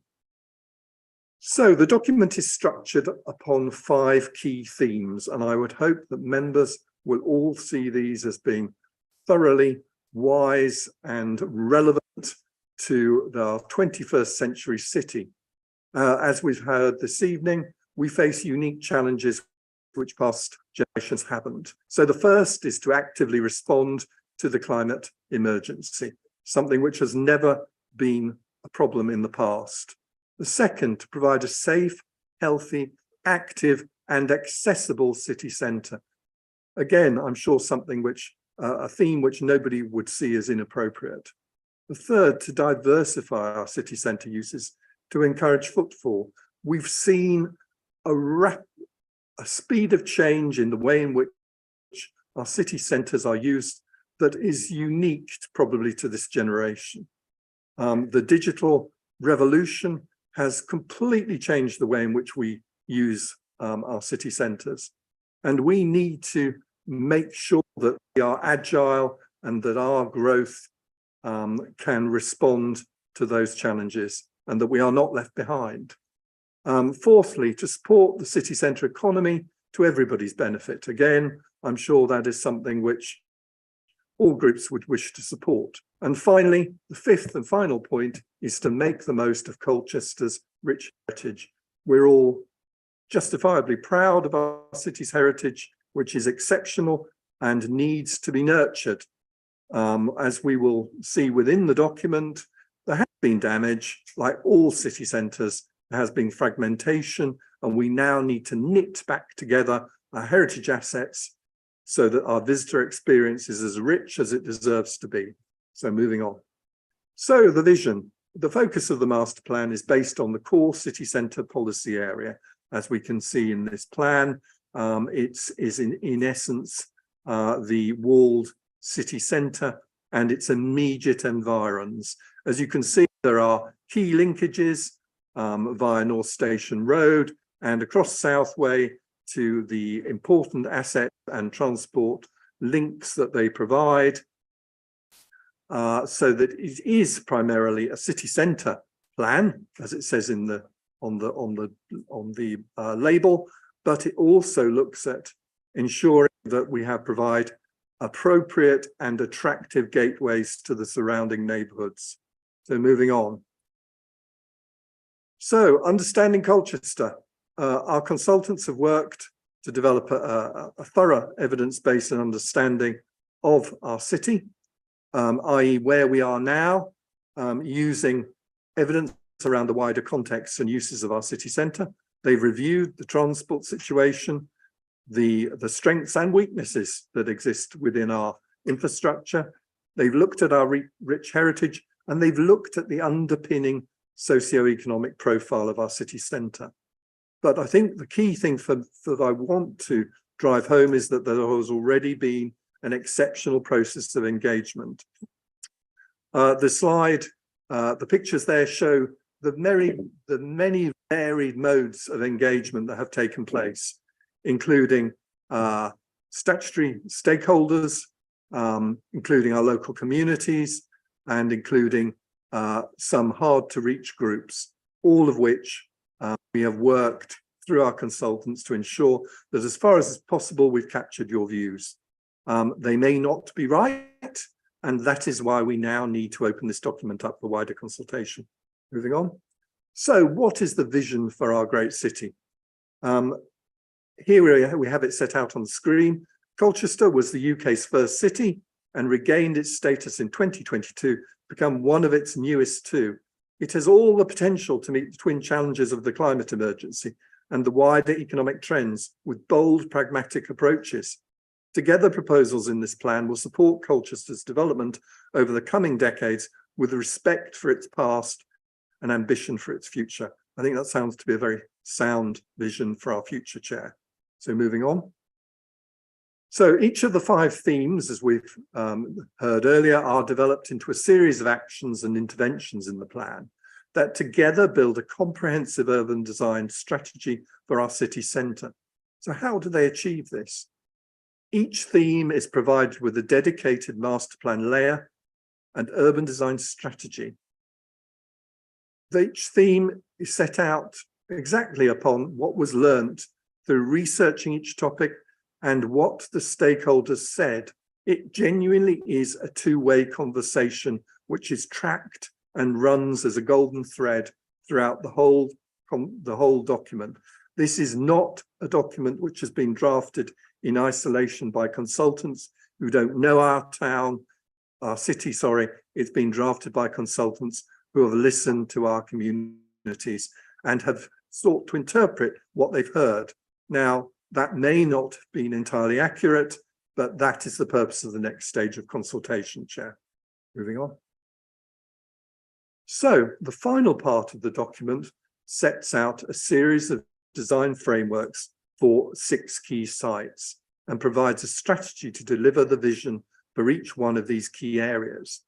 So the first is the High Street, where a low traffic, people focused street is intended to provide a space for walking, cycling and outdoor seating to maximise those opportunities while ensuring necessary public transport, deliveries and blue badge holder access is maintained. So that's the vision for that particular key site. So moving on, the second key site is the Southway and St John Street and Osborne Street. And there the theme is about reconnecting our communities from the south into the city centre through frequent at-grade crossing points for pedestrians and cyclists, creating a more attractive public realm that can catalyse the development sites which exist on either side of Southway and turn it from a back to a front with active frontage while keeping traffic flowing. There is no intention to banish the car. There is simply an intention to transform this key route into a people-friendly place. Moving on. So the third is the very contentious former bus station site. We may have got it wrong in the past and we need to get it right this time. So we need to look at creating a public space and mixed-use development, including space for creative and digital industries alongside housing. Obviously, Chair, investment has already commenced on developing out some of that space, and you'll be aware that the former bus station buildings have been now cleared.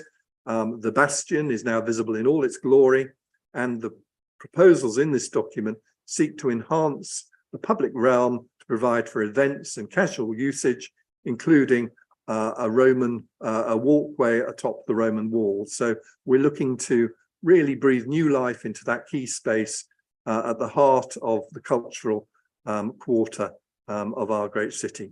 So moving on, Chair.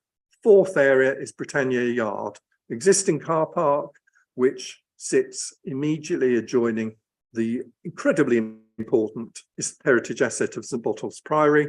We're looking to create a new public space that can be used for events, markets and casual users, designed to highlight the extraordinary heritage of the Priory area. At the moment, the Priory is very much set in a backland location.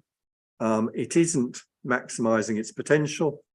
With new housing of various types, could be fully integrated within the existing neighbourhood of South Priory Street, which is a very vital residential community. So we're looking really to turn that back into a front, to turn that asset into the high profile destination that it deserves to be, and to encourage tourists and our own cities, communities to celebrate one of the earliest priories in any city centre in the UK. So moving on. Vineyard Gate. Obviously, this is one of the most attractive sections of our city wall.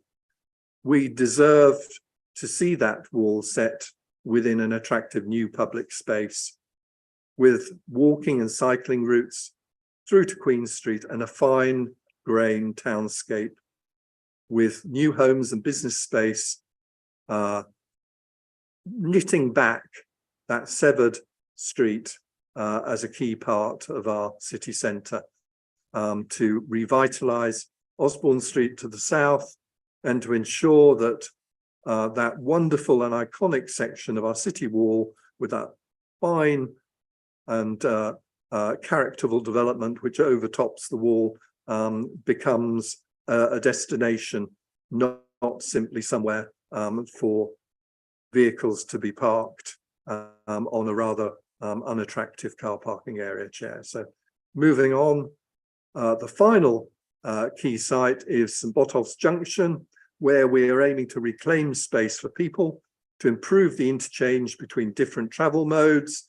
So we've all heard this evening concerns around the bus facilities and the need for a transport hub.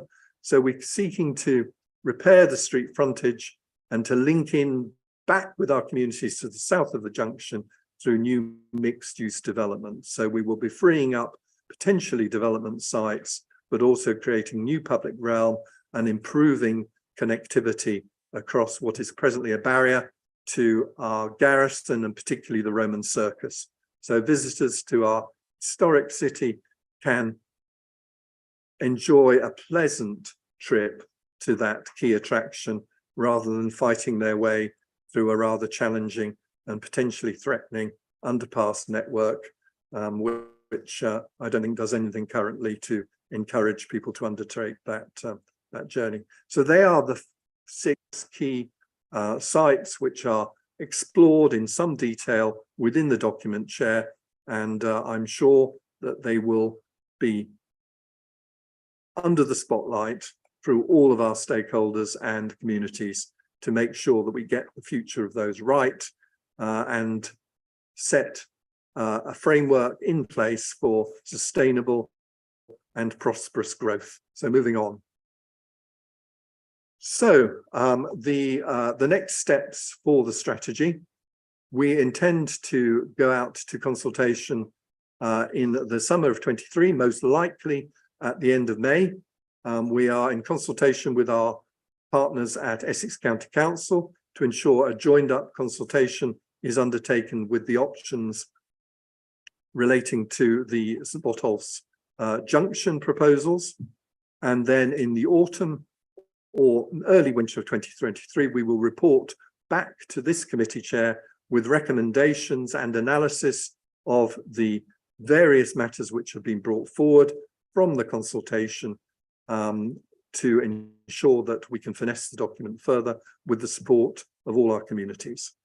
We will be looking to deliver milestones for the 6 key sites, which I've just elaborated upon, which clearly have an immediate synergy with the LUF funding, which has been secured, and other urban regeneration initiatives.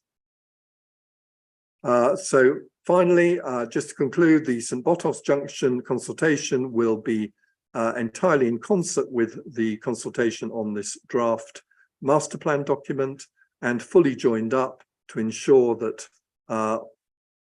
a cohesive approach is taken to those interdependent aspects. So moving forward.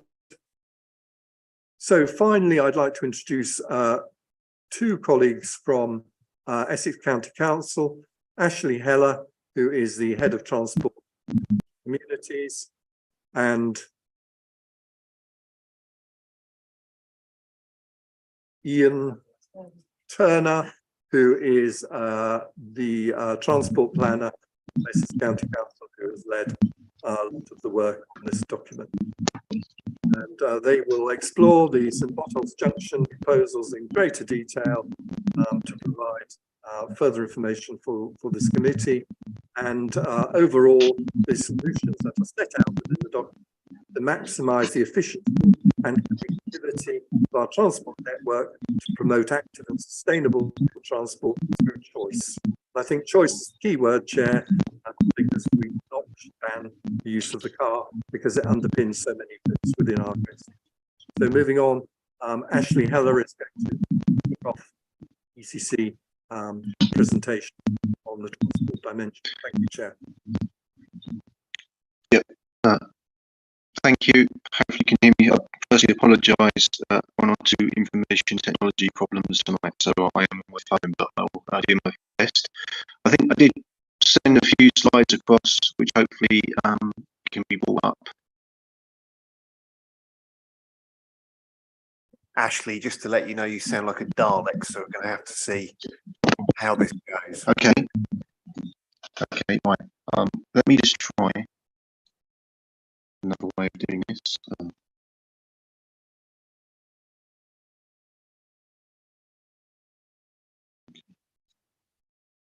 Right. Okay, so I've got a few slides which hopefully I can bring up. We'll probably can bring up there on the machine, please.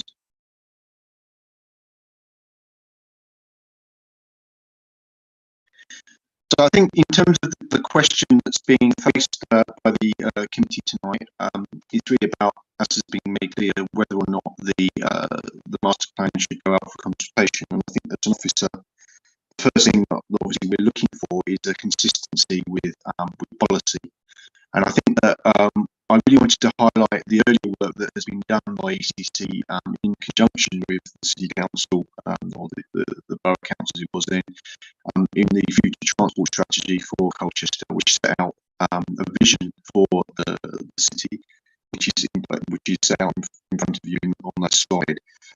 And I think what I wanted to really, the theme of my few slides is really to emphasise that the master plan consultation is very much in that theme, which is set out in the earlier vision. So if you move to the next slide, please.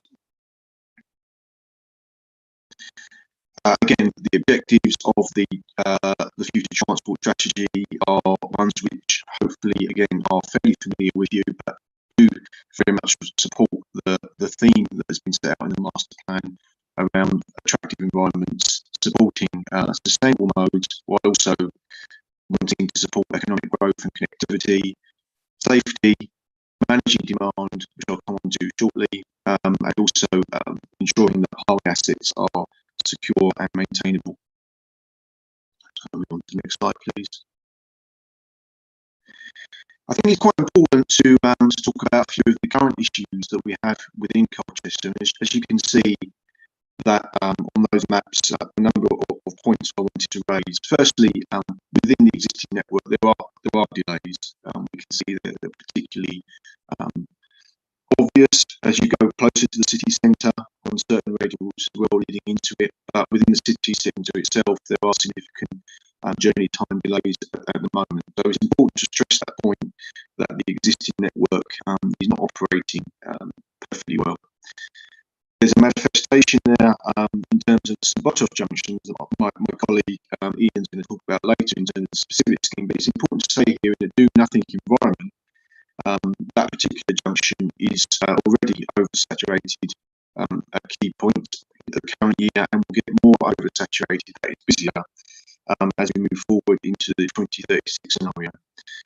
So again, I wanted to emphasise that point. The junction at the moment does have problems, as does the wider city centre. And that manifests itself in, for example, the air quality issues that are well known, I'm sure, in this committee. As you can see, there are a number of air quality management areas within the city centre. So if you move on to the next slide, please. So the vision, the master plan sits within a much wider set of schemes that are either underway or will be underway in the next 10, 20 years. So we have, for example, the rapid transit systems we talked about, improvements to the public realm in certain schemes that are already underway, for example, in the Towns Fund schemes, active travel funds and LC whips, which are about improving cycling and walking. And also, as you know, there are schemes, larger schemes, which are going on to the periphery of Colchester, which will help to move traffic, we hope, away from the city centre over the next few years as well, such as the widening of the A12 and the A120, A133 link road. So these are all in the context of the master plan itself. We move on to the next slide.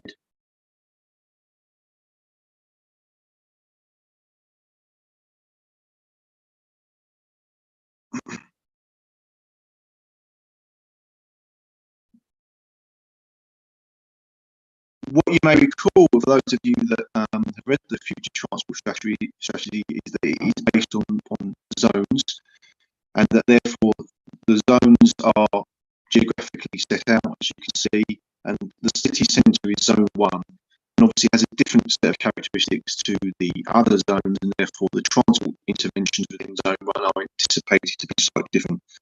And I think that's an approach which is fairly standard, actually, in most transport authorities, where you have the more strategic roles performing a different function to the more local, and in case of city centre roads, which have a much more place-based function. So move to the next slide, please. This slide comes from the master plan itself, and really just builds on what Simon was just saying, that there are a number of defined areas within the transport plan for the city centre, which focus really on a number of key gateways as set out there. And obviously St Botolph's is one that we're going to be talking about shortly, because that's clearly the first one to come forward as a scheme. Next slide, please. Again, the consultant came up with a very long list of measures within the city centre which were assessed through a multi-criteria assessment framework and ranked. And this slide here summarises the range of different interventions that have been proposed. But again, they all have different levels of benefit and feasibility. Next slide, please. I want to talk a little bit about buses because buses were quite rightly, I think, raised by a number of speakers in the earlier debate, and I wanted to obviously stress that the ECC fully understands the important role of buses within the Colchester transport mix. There was a bus service review which was has taken place over the last few months, and some of the work we see here is actually comes from the refined report from that review. So firstly, the first picture or the first map on the left there demonstrates that there's a significant amount of bus movements around Colchester, a lot of routes with different levels of frequency and extent, as you can see.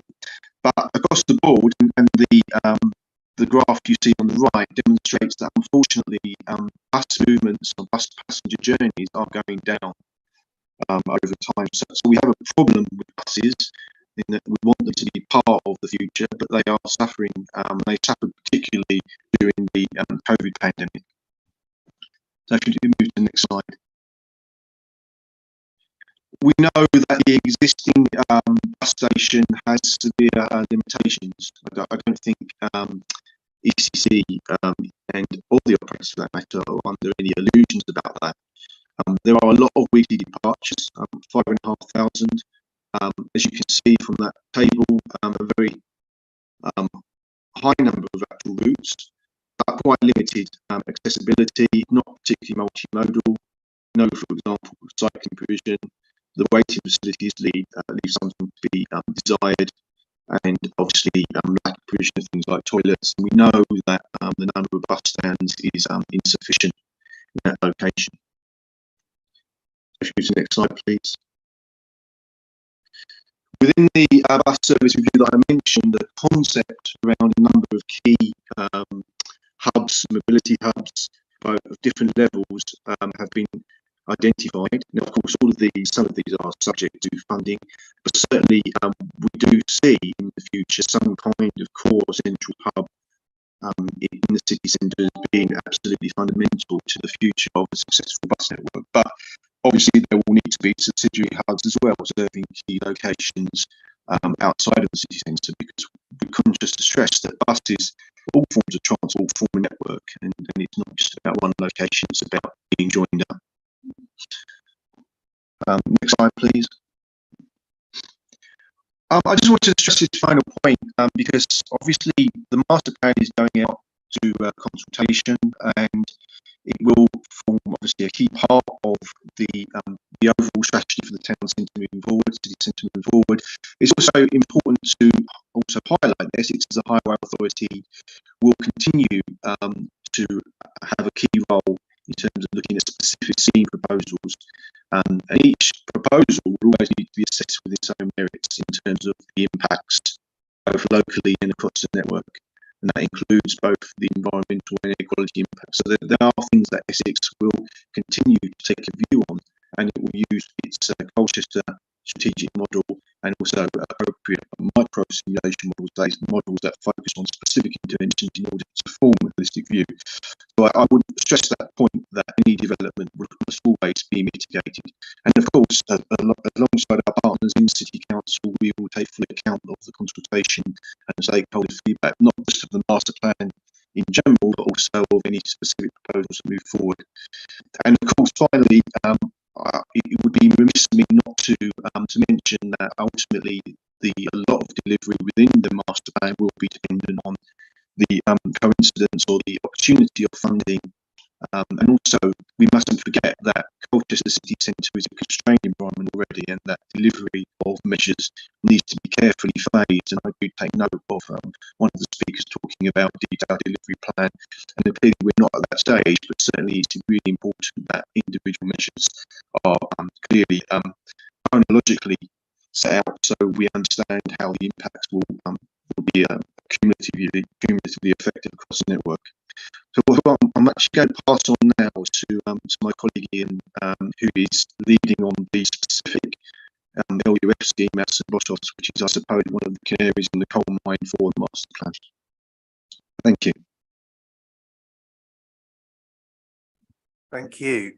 I think somebody's pulled the wire out somewhere in the technology. Maybe we need some new infrastructure out to wherever you are. But anyway, thanks. We persevered with that. I'm going to call a break now because I think we're getting near 8 o'clock, and I think people need toilet break, food break, and a comfort break because that's been a hell of a lot to go through.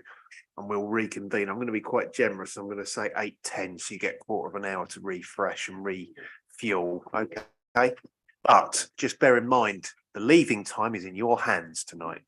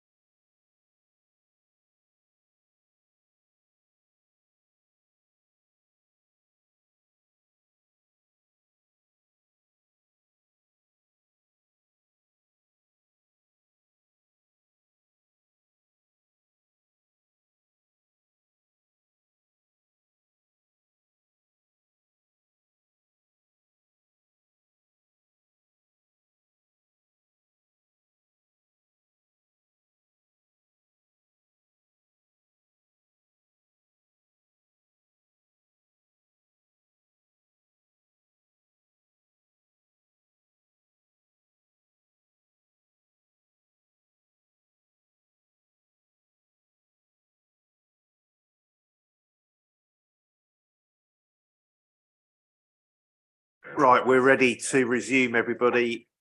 So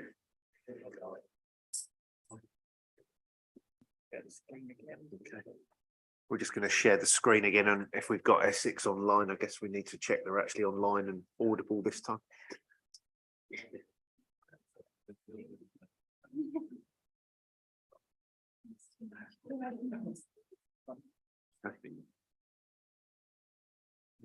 More death by PowerPoint. Right, okay, let's carry on. Whoever's presenting hopefully is audible. Okay, Ian Turner, welcome Ian. Hopefully you're crystal clear like you were here.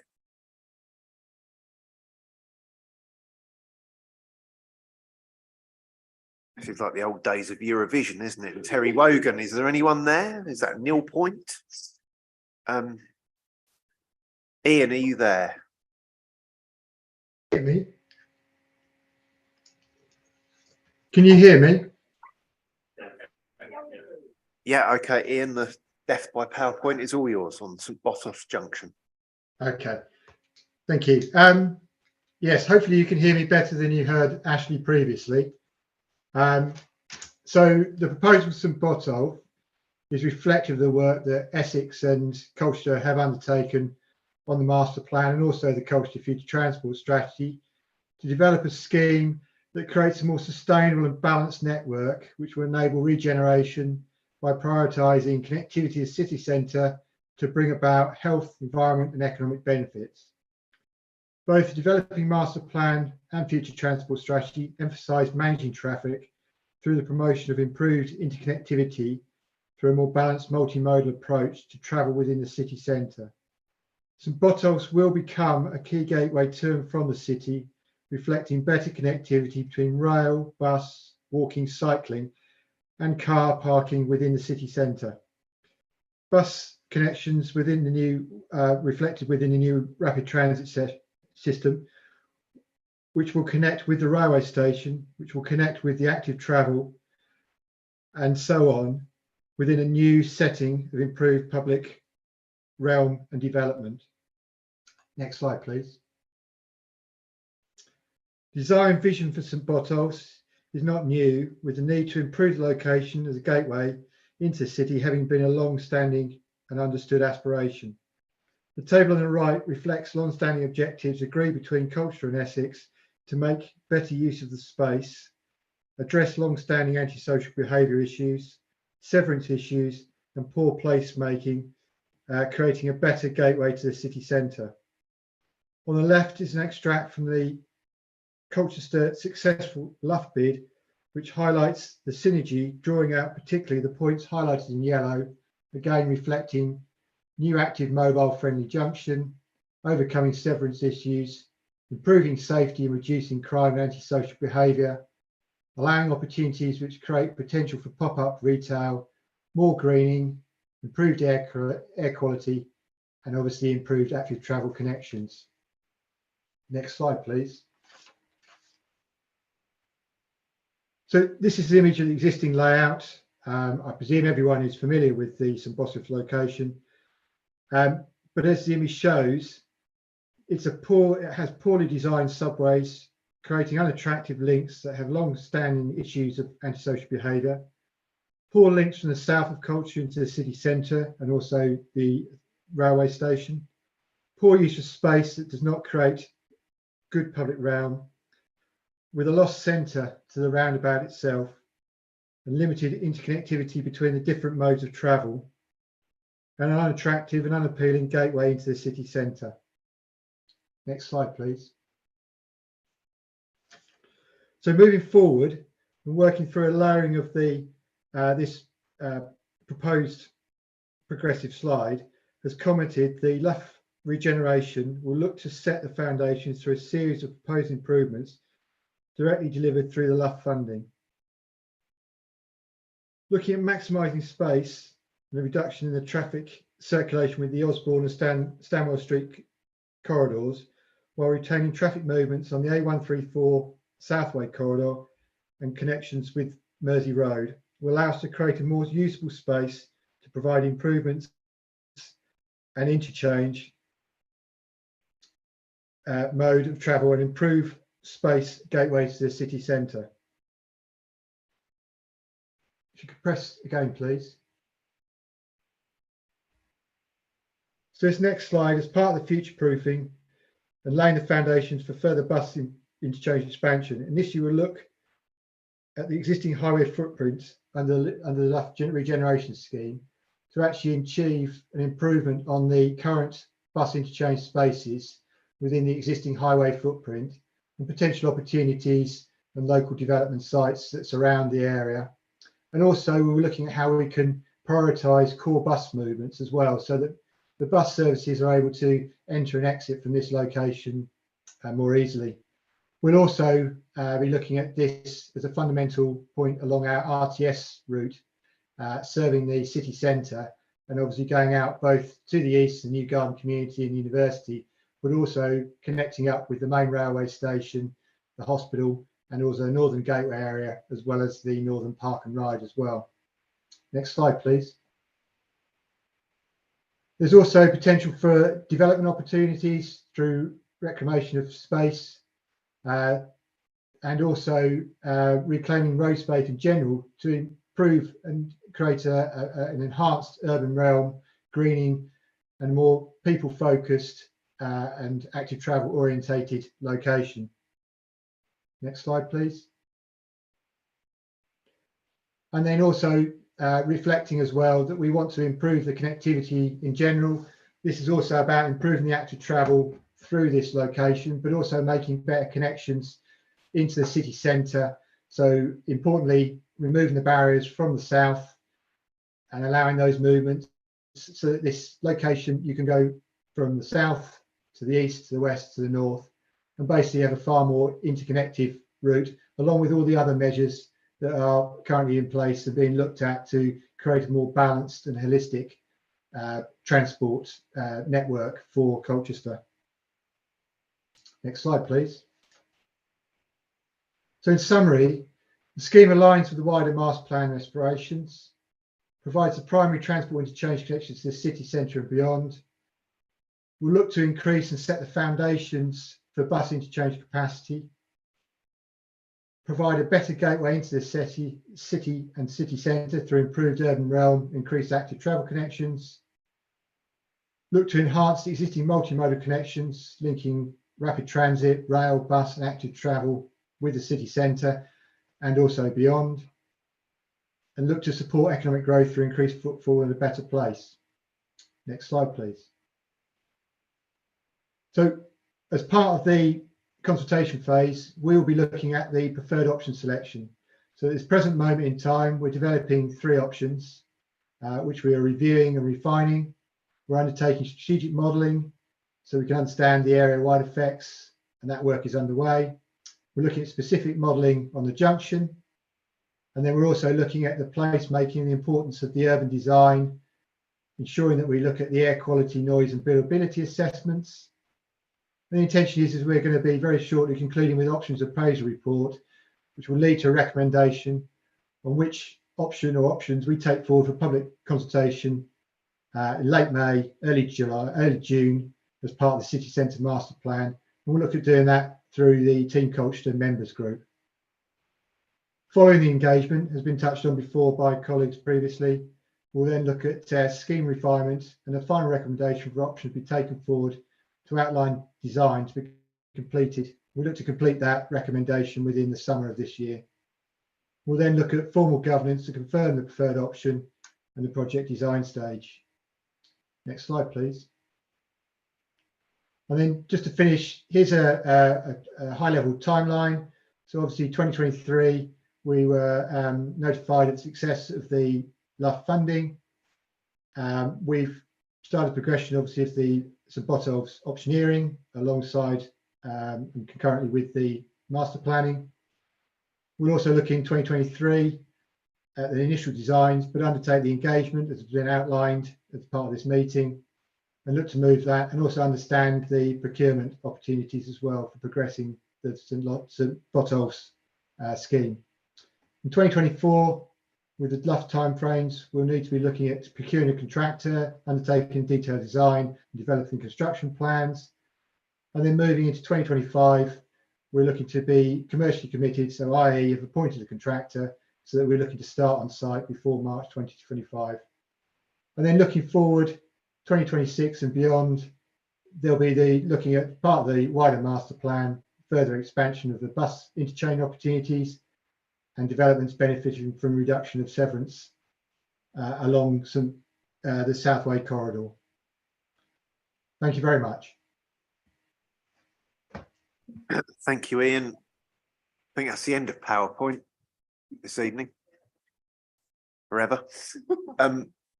So that brings us, I think, to the end of the input from Essex, but hopefully they'll hang around for some questions, because no doubt there will be quite a few. Officers, bearing in mind on time, have you got anything else you'd like to raise, or should we go into the debate? Fantastic. Right, the floor is yours.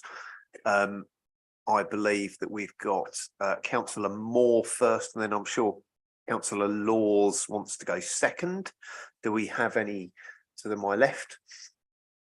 Keely or Kaylee, I should say. Sorry, it's getting late. I apologise. You can run me over outside. You're third, and then Councillor Sam McLean is fourth. Councillor Law is fifth. We've got Councillor Kirkby Taylor sixth. We've got we've got Michelle Burrows at 7 and Paul Smith at 8. And I'll leave you to remember your numbers that you've been assigned. Okay. So and number 9, last but not least, is Andrew. And then I'll have Councillor's chairman's privilege or chairperson's privilege at the end. Right. So we'll start with Councillor Moore, please. Thank you very much, Chair. A couple of points came up that I noted on, which made me cause to wonder. There will be new building, as well as knocking things down and moving things around, but there will be new building. I'm hoping, and I hope I can be reassured, that the design, the style of these buildings will be overseen. We've seen in the past around Colchester a lot of building, some of it's good, some of it's frankly horrid. How can we actually make sure that the end result is a harmonious destination, and not just, you know, a ragbag collection of new buildings? And that is the council going to oversee a design for Colchester? I don't mean the design layout, I mean the design of the buildings, to get to develop a view of what we want it to look like, not just how it works, but what it looks like. And are we going to put any measures in place to get the high street and some of those wonderful facades that are hidden and neglected, to get those sorted out? Are we going to do that? That's on design. I'll take the opportunity. Sorry, chaps. For the last 23 years, I have been banging on about how Britannia should be a proper bus station. All right, if you want to build on it, have flats over the top, perfectly possible. But all buses go into there. They don't go into the high street, then go anywhere. All buses from anywhere go into that. And then anybody who wants to go to the town, there's a nippy bus goes round, and you've got it by the station. You can link from that station to the mainline station. People from Clacton area can come in by train and know that they can easily and quickly get round the town. People from the south can use it. The other thing is, I am worried that Southway, you start having these more at-grade crossings, you're going to slow things down. Already Southway can be a nightmare. It will make it worse. And the thought of having an at-grade crossing close to the roundabout on Balkan Hill, it's a nightmare. It's a nightmare. Those routes are the main routes from the south, go through. Slow them up anymore. A, it'll be a nightmare, and B, anybody that doesn't have to come in won't come in. They will go somewhere else. Not because we've said we don't like cars. We've just made it sufficiently unpleasant to use that route that people will say, okay, somewhere else I go, which will be a great shame, because it is an arterial route through the town, particularly from Mersey. You've got to come into Southway along before you can go down Balkan Hill to get to North Colchester or anywhere else like that. Have we built in facility for a coach park? If it's going to be a tourist destination, we need coach parking for tourists that hopefully will come from all over the country to see our fabulous offer. And going briefly back to buses, which is not our responsibility, I know, but the bus companies have made the journeys more and more complicated. They've because of falling numbers, they've broken it all up. They send the Mersey bus, for example, goes all around the houses before it gets into Colchester. People, unless they have to, don't use the bus anymore because it's a boring old journey going here, there and everywhere. If it's unattractive, people use it less. If people use it less, they provide even fewer. I don't know, somebody needs to get hold of the bus situation, either by offering incentives to have efficient, quick, direct bus services so that people use it as a really good alternative, or I think we can give up on buses. Sorry, I'll stop there. I know it's a long evening. Okay, let's take these answers as they come. So officers, if you'd like to just fire back with some short, sharp responses, please. Thank you, Chair. Yes, we welcome the references to harmonious design. We have very strong place-making policies within our adopted plan, and we have further guidance within the NPPF. It is all about contextually appropriate design and high quality design, but we must recall that buildings, like all economic products, are as a result of the quality and vitality of the local economy. And the more we can grow our local economy, the more we can develop an aspirational and affluent city, the better our buildings will be. Because one of the reasons we heard references to Chester, one of the reasons they were able to do all those lovely facsimile buildings was because they had a very buoyant mercantile economy with lots of industrial wealth pouring in, which was spent on edifying the good and the great with beautiful buildings. And we need to create the right economy to produce those buildings. Our policies are sound, they are embedded. We support you entirely in seeking high quality design. High street facades, maintenance, totally get the point. We need to use the powers that we have, which we do under the Planning Act, Section 215, but also grants would help. And I think the bid are looking at potentially grant aiding shopfront improvement grants and maintenance. So that's all in hand. The bus station at Britannia, I have to say, it's a bit like suggesting a bus station outside Bath Abbey. Would you do it? Would you do it outside York Minster? No, we can't do it for Colchester.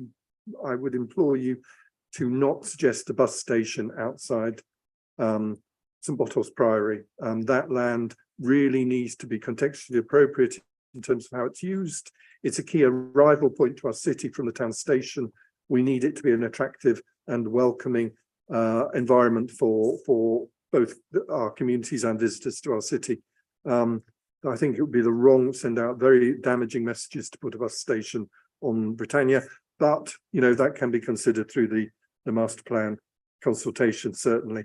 Southway and the crossings, I understand your concerns about traffic flows, but that is something that will be considered as part of the modelling to be undertaken by Essex colleagues, and I'm sure they'll come back on that particular point. But crossing Southway is a key part of the plan. We need to join up our city with our communities to the south and our heritage assets at the garrison and beautiful Ardley Fields and all the rest of it that is otherwise severed from our city centre. And we need to look at that. Coach parks, yes, we need layover space, but I would suggest that we can't do that within the city centre, within this plan area. There's just isn't space. There is some space adjoining the court building. We are looking into how that can be used going forward, but we do need to develop coach facilities, and that is something that needs to be grasped as part of the master plan. Bus services, take the point. We need to work with our providers to ensure that they are frequent, reliable and high quality. We do have the RTS, which will connect the city centre with existing and new communities, including obviously the garden community. So all is not lost there. I don't know if the Essex colleagues have anything to say with regard to crossings on Southway, but I think they have been deeply involved together with Steer as our transport consultants in looking at the implications for traffic flow. Thank you, Chair. Essex, did you want to come in and comment, or do you want to save them up for a mammoth session at the end? Preferably. I'm happy to comment where I can on the points raised. So I think there is always going to need to be a place for interconnected services of the stops across the city centre to provide the overall capacity. I think we can do better than the current arrangement now. I think it's important about actually making sure we have good signage and linkages to connect them up.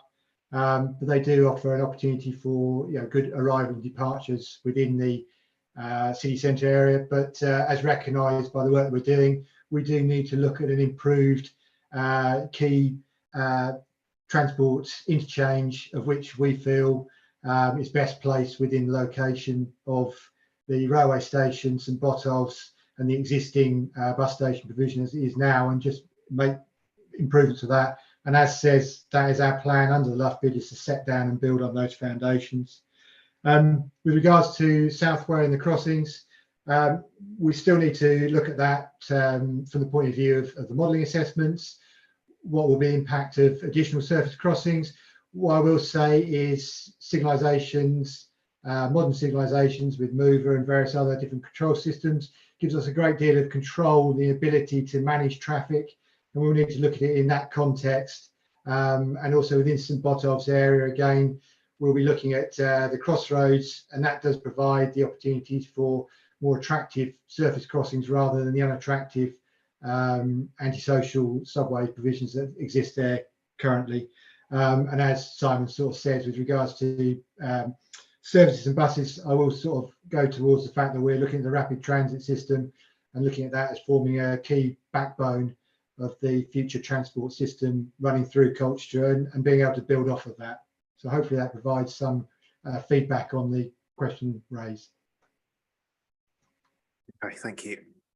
I'm conscious of time and how long each set of answers can take, although it's serious. Can I just compel councillors to be quite short and to the point and actually ask questions rather than lots of narrative? Can we just try and keep the pressure and the energy up, because time is getting on? So Darius, you can set the bar for that. Oh, that'd be hard.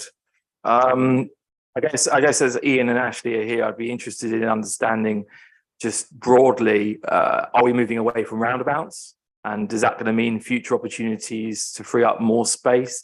And as you're here, those of us that experienced Ipswich Road, it was very painful. We know you need to crack eggs to make an omelette, but gosh, I think we all want to be a bit more Germanic or Japanese when it comes to these big infrastructure projects, because we've got to live with it whilst it's happening. But I'm with you.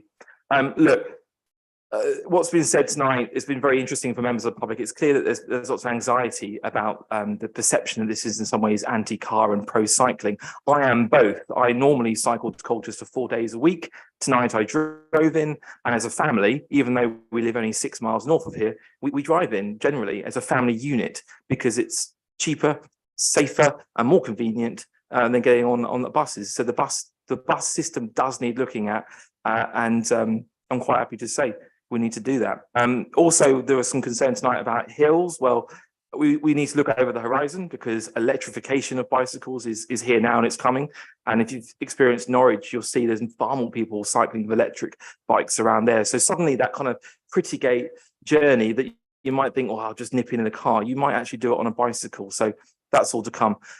I'll rattle through this. I think it's chicken and egg. I think, some of these points about how only 5% of people are using bikes. Well, yeah, that's because we haven't got the safe infrastructure in place to enable that choice. And that's the key word here. Choice for your scenarios, who you're with, and what you're using this centre for. There's some really good stuff in this report. I'm going to rattle through some of what I've seen that I really like. So I think it's great that we're going to have stone surfaces. That's a premium thing. I think it's great that we're looking at the Southway and St Botolph's and RTS in that context. St George's Hall was mentioned. Other historic assets are mentioned. Really exciting that we're going to commission a study into what opportunities there are around the Roman wall, because at the moment we depending on where we are, we walk on top of it, we walk on the outside of it, we walk on the inside of it. It's all exciting, as has been said. It's a tourist opportunity. I can't quite get my head around walkways versus subways. I still struggle with all of that. And again, you know, if you're in a car and you're trying to move quickly, being faced with lots and lots of traffic lights is annoying. And we know it was annoying for Essex because 2 of them were taken away on Queen Street to enable the park and ride to move quicker. So I'm really interested in that area, and that's why we have to put this out to consultation so that everyone can have a chance to have a say on it. So in conclusion, Martin, I'm going to be supporting this tonight. I think it should go through to consultation. Thank you. Ian or officers of Colchester City, any comments? Or if not, you don't have to comment, you can pass and we can move to our third speaker. And the rivers as well. The rivers is brilliant. Okay. I mean, I'll just comment, roundabouts, they're not dead. It's just putting them in the, you know, choosing the right junction arrangement within the right location. At this particular location, very centrally, it's a key gateway. We can make better use of space within this area. It's about the regeneration as well. And as I say, we can provide an opportunity here with signalised crossroad junction. There's always a buildability aspect, so we will have to look at that carefully. And as part of the work that we undertake, we will look at a buildability assessment. But it's going to be very much a balance between closure and phased approach of actually undertaking the works, and we will have to look at that and obviously look to optimise that as much as possible. And just a final point, just to agree completely with the councillor on the fact that we need to ensure that we place good quality infrastructure if we want people to make the change to utilise cycling, walking, electric bikes more than they do currently. Thank you, Ian. Number 3, please. Thank you, Chair. I'm not going to echo what everyone else said about because I know time's pressing. But a lot, almost 99% of it, I'm very, very happy with this, and I've never actually been more excited about something in my life. The only sort of concern I have is I don't see much on protecting sightlines. What's really beautiful about Colchester is we have a very iconic skyline of Jumbo, the tower, which I believe is named Victoria. Am I right? I think after the Queen Victoria. I don't know. But I'm quite concerned about. So I'm looking at page 51 of this document, and it's saying that. So, for example, that looking down the high street as you look west, and you look at Jumbo, you get a wonderful view of the tower, town hall, Jumbo, terminating vista, I think you'd call it. So this map here would suggest that a 4-storey building could be built in front of Jumbo, blocking that view. And I find that a little bit concerning, because it's, you know, once that building is there, it's there for, it could be there for 100 years, it could be there for 1,000 years. We lost that beautiful view of Jumbo. And I just would like more clear protections of these sightlines, and maybe to sort of survey, map out, make sure we're very clear on every iconic sightline of our beautiful skyline. Thank you. Simon, can you just clarify that? Yeah, very quickly. Yes, Councillor McCain is entirely right. There is a suggestion in the plan that stories will be up to 4 stories, will be acceptable at the western end of High Street. If that's a matter of fine detail, and that's the whole purpose of the consultation. So well spotted, spot on, and I'm sure that you won't be the first or the last to comment on that particular point. Thank you. Well, very good. Yeah, and other than that, I'm very excited for this. I hope you're going to recycle that afterwards, put my recycling rates up. It'll go on my bookshelf forever. Excellent. Right, number 4, please. It is. Right. So first touching on the cycle routes, agreeing we need conflow on the High Street and Queen Street. We also need one on Priory Street and all of the other one-way streets.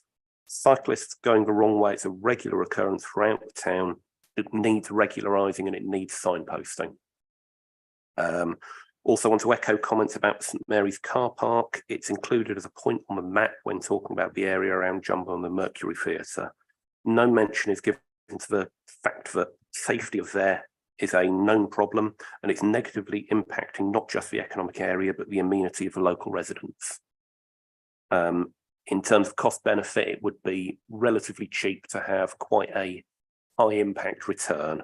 And we need to make sure it's invested in at this opportunity, especially as we intend to integrate it into the micro-mobility elements. There's some safety concerns. I have some safety concerns regarding the East Hill segregated cycle and bus lane proposals. It's more complex because it relates to the active travel plans rather than just this. I'm primarily looking at the road narrowing at the exit from Priory Street onto East Hill. That road narrowing was put in because of loss of life at that crossing. I believe we need to have a fully quantitative risk assessment if we are going to justify removing a safety measure that saves lives. I'm more than happy to have that discussion outside of this meeting, afterwards, offline, whatever, but I think that does need raising. Concerns over the actual support that's going to be given for placemaking and amplifying our heritage assets. Document repeatedly praises the heritage aspects, but it feels a bit woolly.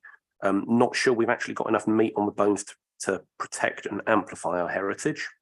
Final point, I know I'm going to get heckled as a Green for this. While it's great we're focusing on cycling, we have to remember not everyone can cycle. And despite what Ashley and Ian have told us, there appears to be little actual interest in bringing the cowboy bus companies in line and really doing something about them. This is our best opportunity to focus on buses and any alternative mass transit that can be come up with. Every step needs to be aimed at improving that and focusing on that if we're going to make it easier for people to move around without the use of their cars. Penalising car users doesn't work.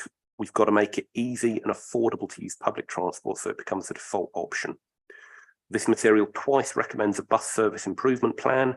Steer made a rough, broad brushstroke attempt at one, but they haven't done the detailed work needed.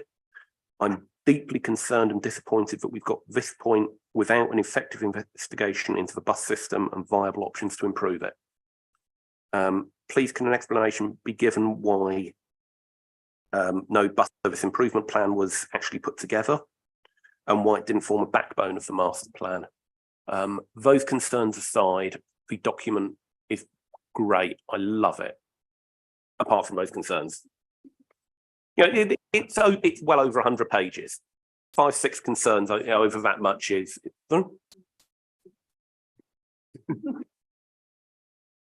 Okay, thank you for that. Anything you want to come back on, Simon or Sandra? Just very quickly, Chair. The controversies this year are obviously a matter for Essex County Highways to consider. I think principally safety concerns, East Hill. Obviously, we've had the recent LC Whip consultation on the segregated cycleway proposals there. We can obviously talk to our colleagues at Essex on that. It's a joint project to promote sustainable transport there. Totally get that point. Placemaking heritage assets, massive area that we could develop further guidance around. More detail on protecting heritage, I get that. Non-cyclists and promoting choice, totally. I think that's key point of the document, really. The bus service improvement plan, to be honest, I think it's probably because the document used all the available capacity we had, and consequently there are going to be work streams which need further development together in partnership with obviously the bus providers. There's no point in us just doing it and giving it to them if they just say can't, won't, shan't. So that's why there is no bus service improvement plan, because we effectively used up all the resource we had and the time we had. But I totally get the point, and it's something that a number of members have raised. So we will need to take that forward. Okay, thank you. Ian, anything you want to just add very, very briefly, please? Very briefly.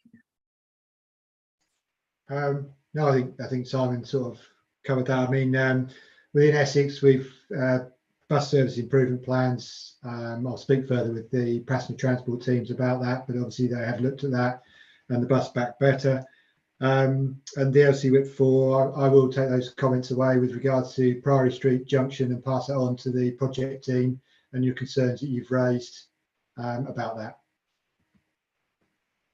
Thank you. Hayley is next, please. And then Councillor Jocelyn Law afterwards. And then Michelle Burrows, then Paul Smith, and then Andrew Ellis. But you still keep your numbers. It's because I got missed out, so yeah.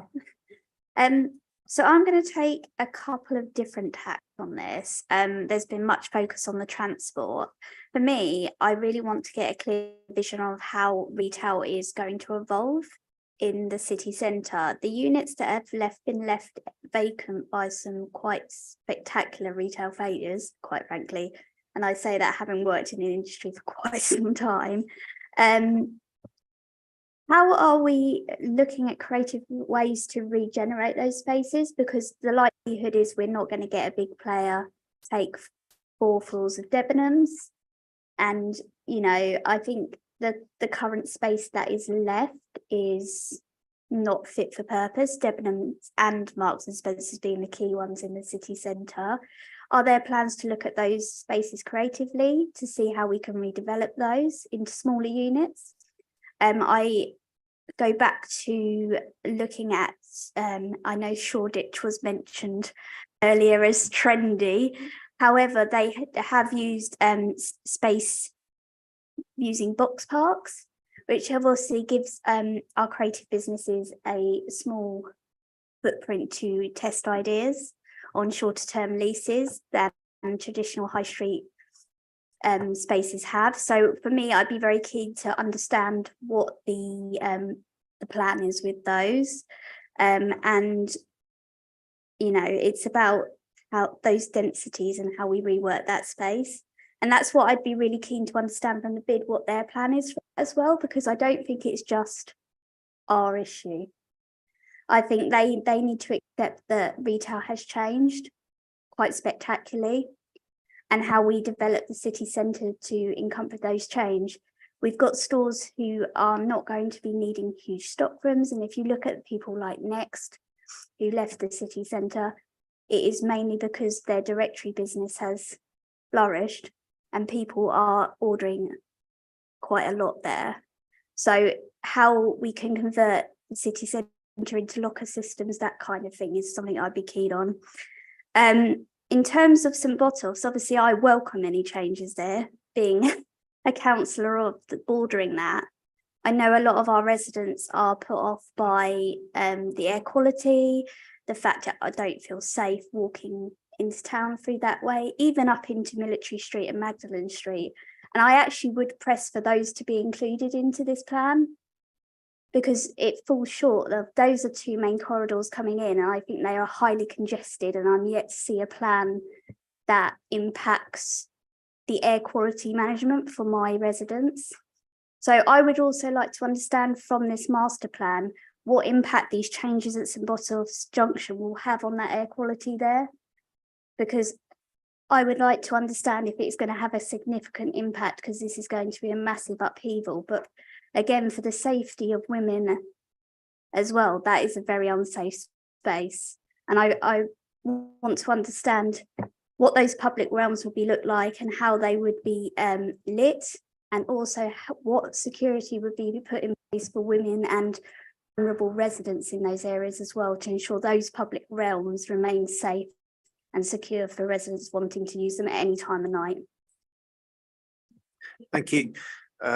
Obviously, Sam Good is not here from the bid, but just in terms of Debenhams and Marks and Spencer's, there is interest in both those buildings. I was out on Saturday night around the town centre looking at safety, etc., with the bid and lots of other stakeholders. Obviously, that's all subject to commercial confidentiality, but I can say that all of Debenhams will go. and there is definitely interest in certainly part of Marks and Spencer's at this moment in time. And it does build on exactly what you said. It doesn't mean you're going to end up with retail in there, but they're not housing. Let's just be clear, they're not being changed into great swathes of flats and houses, as far as I'm aware at this stage. But it will be used for a different use, but it's a positive use. And that, I think that's all we can say.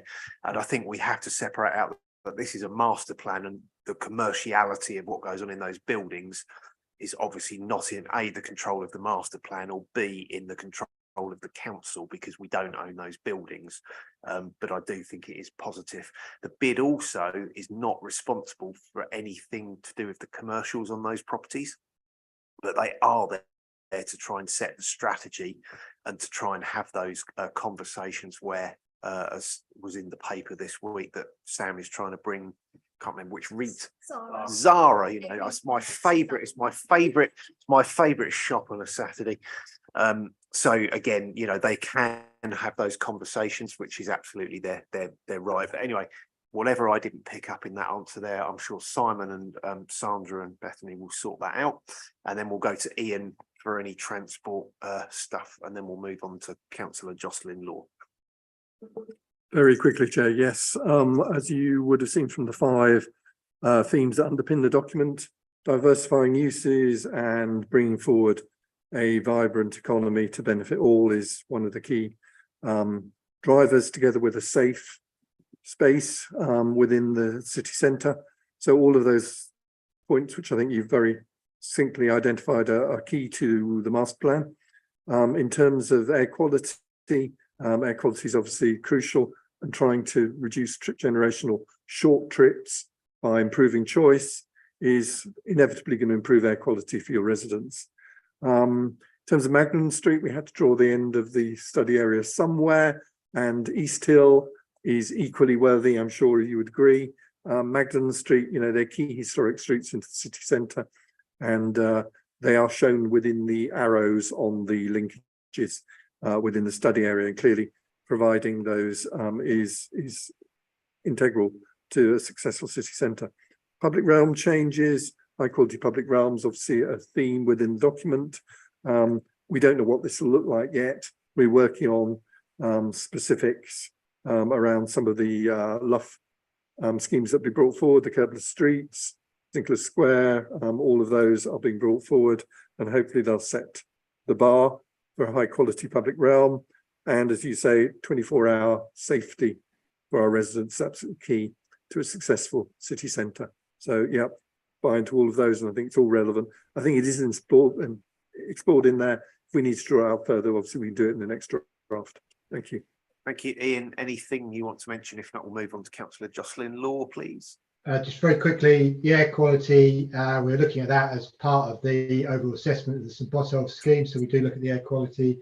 With regards to safer routes, the focal point is with regards to the LUF bid, St Botolph's area at this point in time. Hopefully the council will agree that dealing with those subways would be the primary concern and addressing those. But there's also work by our colleagues at Colchester on better wayfinding. And obviously once we've sat down and addressed the key issues around St Botolph's area, that obviously opens up the opportunity to expand beyond that. You, Ian. Jocelyn, the floor is yours. Thank you. I will try and be succinct. I've just got a few points really. I mean, I think I want to echo a lot of the others here tonight and say, you know, really impressed, so many exciting plans. And I think I've had a bit of an insight into this through being on a policy panel and seeing a lot of the work around the city status. So a few things then.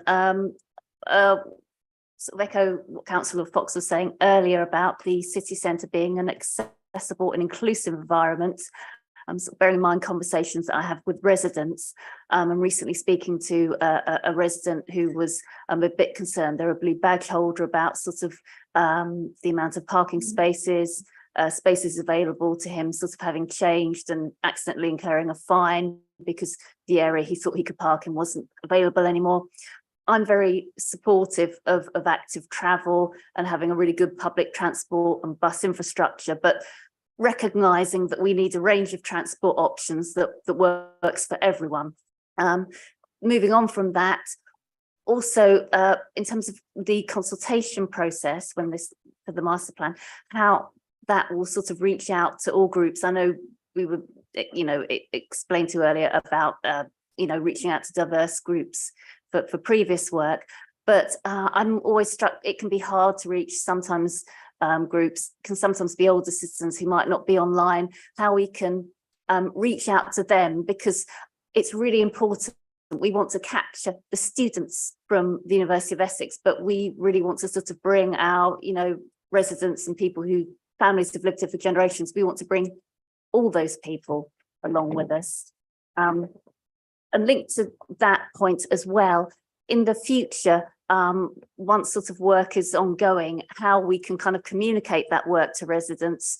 I don't know whether it's possible to have boards in the town, or also sort of using social media and just getting the messages out, because it can be so hard to reach people, and sort of people get caught in a cycle feeling that what's happening in the city isn't, moving along, and it's just that communication, which I know is, can be very difficult. Couple more points quickly. Just interested about future evaluation, and whether the consultation process can somehow sort of work with officers so that evaluation can again be meaningfully communicated to residents in the future, to sort of show the benefits of changes that will be, ongoing. And my last point is around sort of flexibility in the master planning process. I'm aware that we've had a lot of changes very quickly in the last few years, and so how flexible the master plan can be in future to, to allow for any other changes or sort of shocks like that. So that's all. Thanks, Jocelyn.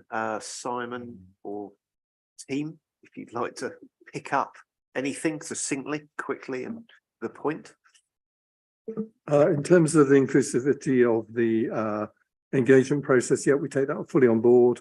We need to get to those hard to reach groups, and we will ensure that the programme is made accessible both through online and offline resource, including hard copies and face-to-face drop-in session. Feedback to residents, yes, we need to communicate the outcomes successfully to our community. Flexibility of the document, yep, resilience, it needs to be a resilient document, as you say.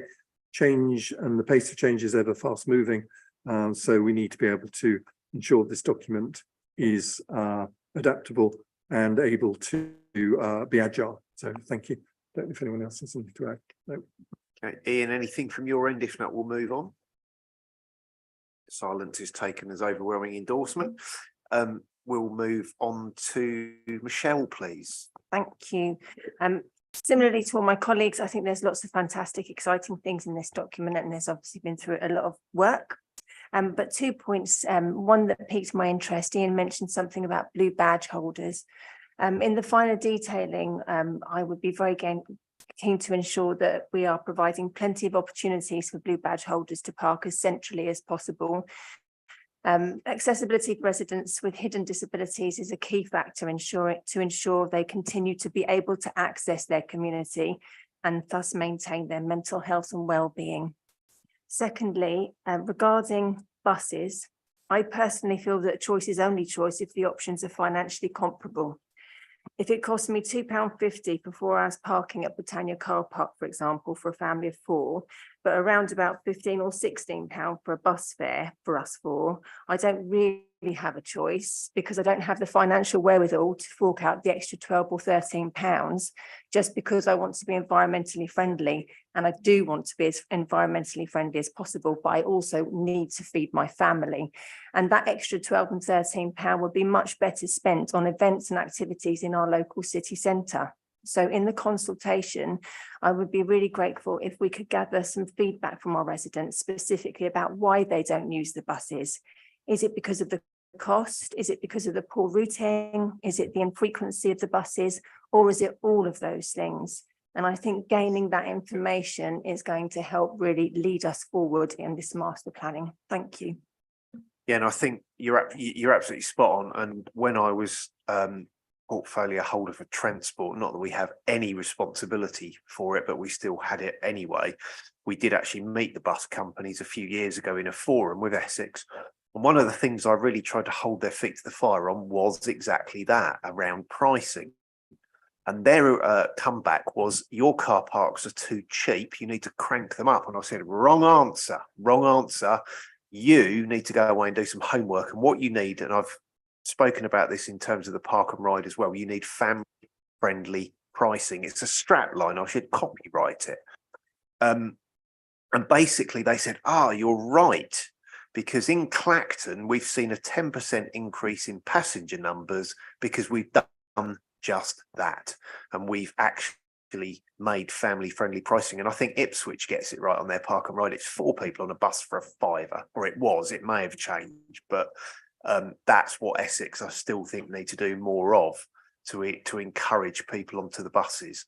And one personal story, I took some time off the other week, although it was interrupted by work. I will never forgive them, but I actually decided to go to Sudbury on the bus. I keep saying this 784, go up and down Burgolt Road, and I thought, I'm getting on that. That's my treat for the week. And when I went and tried to buy a ticket, it was cheaper to buy 2 singles than it was a return, and it was £2 to go from Burgolt Road to Sudbury, and it was amazing. Sat on the top and looked at my phone.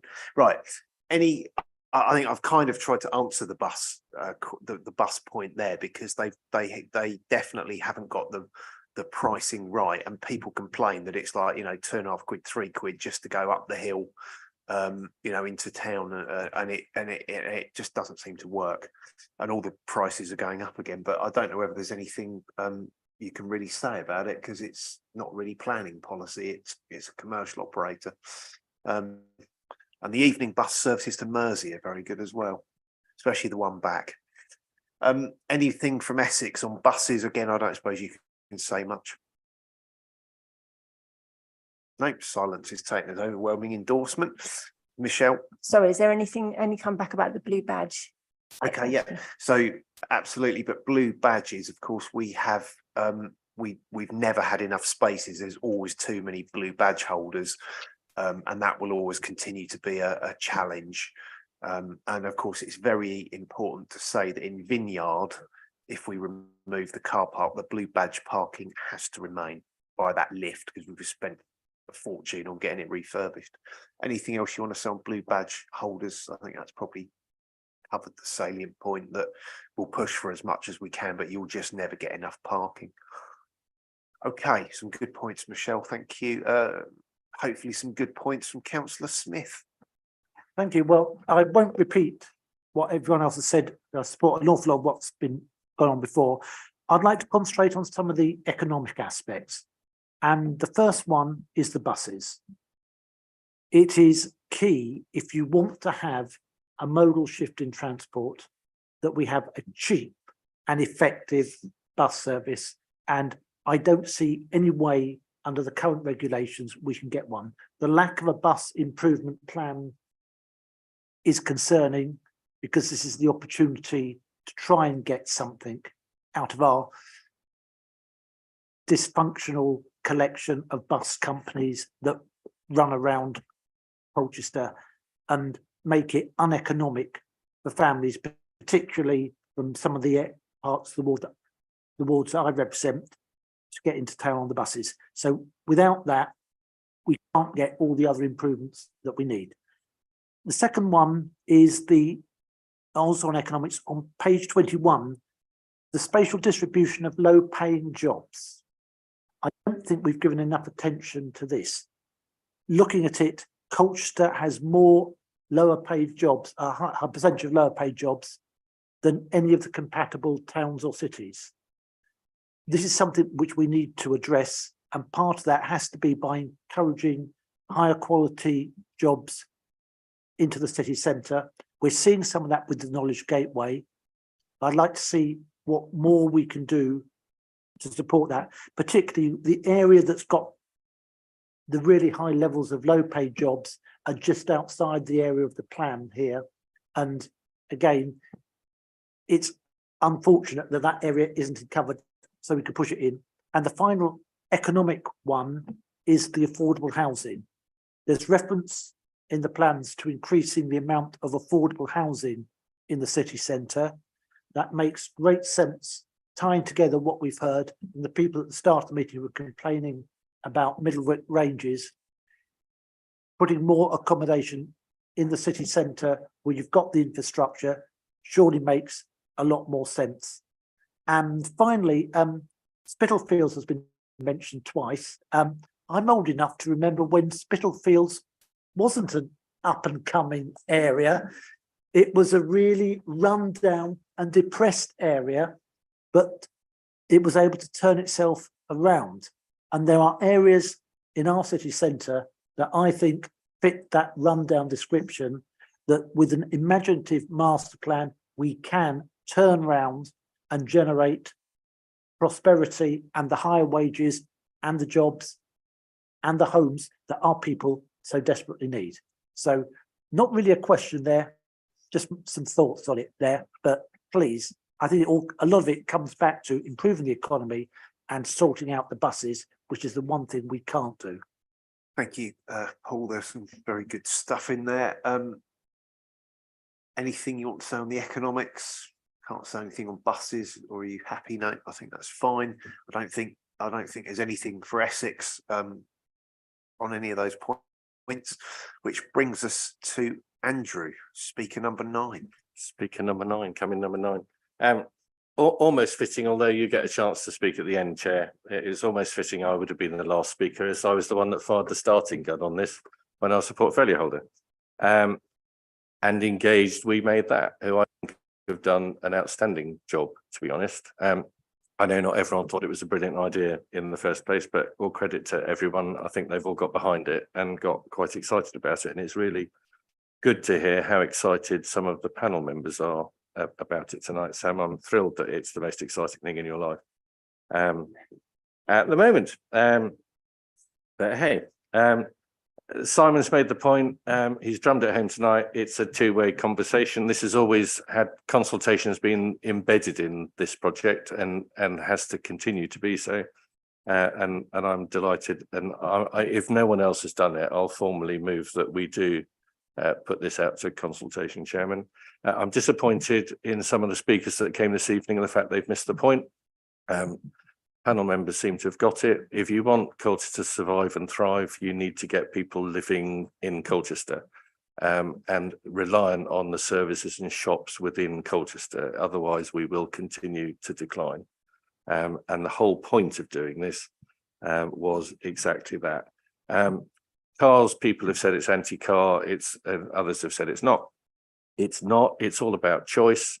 Simon said it, I know David said it, others have said it. It's about giving people the choice. You're not going to have modal shift if you don't give people a choice. And at the moment, they haven't got any choice really other than to use the car, which is why people are using the car. This kind of started, or it did start, because the county were going to be doing St Botolph's. That was the catalyst for this, and it just meant that it's sort of a once in a lifetime opportunity for Colchester really to plan holistically for that whole area. And Killy, I'm sorry it wasn't a wider area, but you had to, as Simon said, stop it somewhere, and the historic core seemed to be the sensible place to do it. But there's a lot of county bashing goes on, and I just want to say, and David would back me up on this, that this is, and I think Adam's already said it, we're actually working cross-party on this and cross-authority on this. And I mean, hand in glove, the county are putting in a substantial amounts of investment.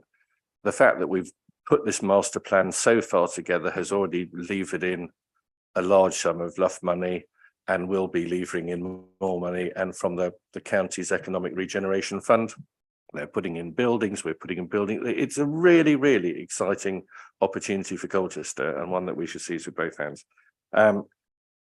Pat's talked about a bus station. I was desperate for a bus station. I've come round to the fact that I always wanted integrated transport hub, but I have come round to the fact that we could break it up around the St Botolph's area. It didn't have to all be in one place, but that is the concept, and that is the idea, that you will be able to get off the train at St Botolph's and catch a bus or pick up a e-scooter or a electric cycle or a taxi or whichever way you want to transport yourself around Colchester. And that's not just the core of Colchester, that will be eventually hub and spoking out to the communities that live around Colchester, and that's the really important thing. So I'm burbling, sorry, you know I do. And it's not going to happen overnight. So people should understand that whilst this might look very exciting and all of this stuff could happen to Colchester, it'll only happen if we start the process and start levering in the investment, and that's what will happen. We'll start levering in investment when we're doing this. So really exciting, and I just commend it. Thank you. It's very good. Any points you want to come back on? You can burble if you like. That's a good word. I like that. It's burble.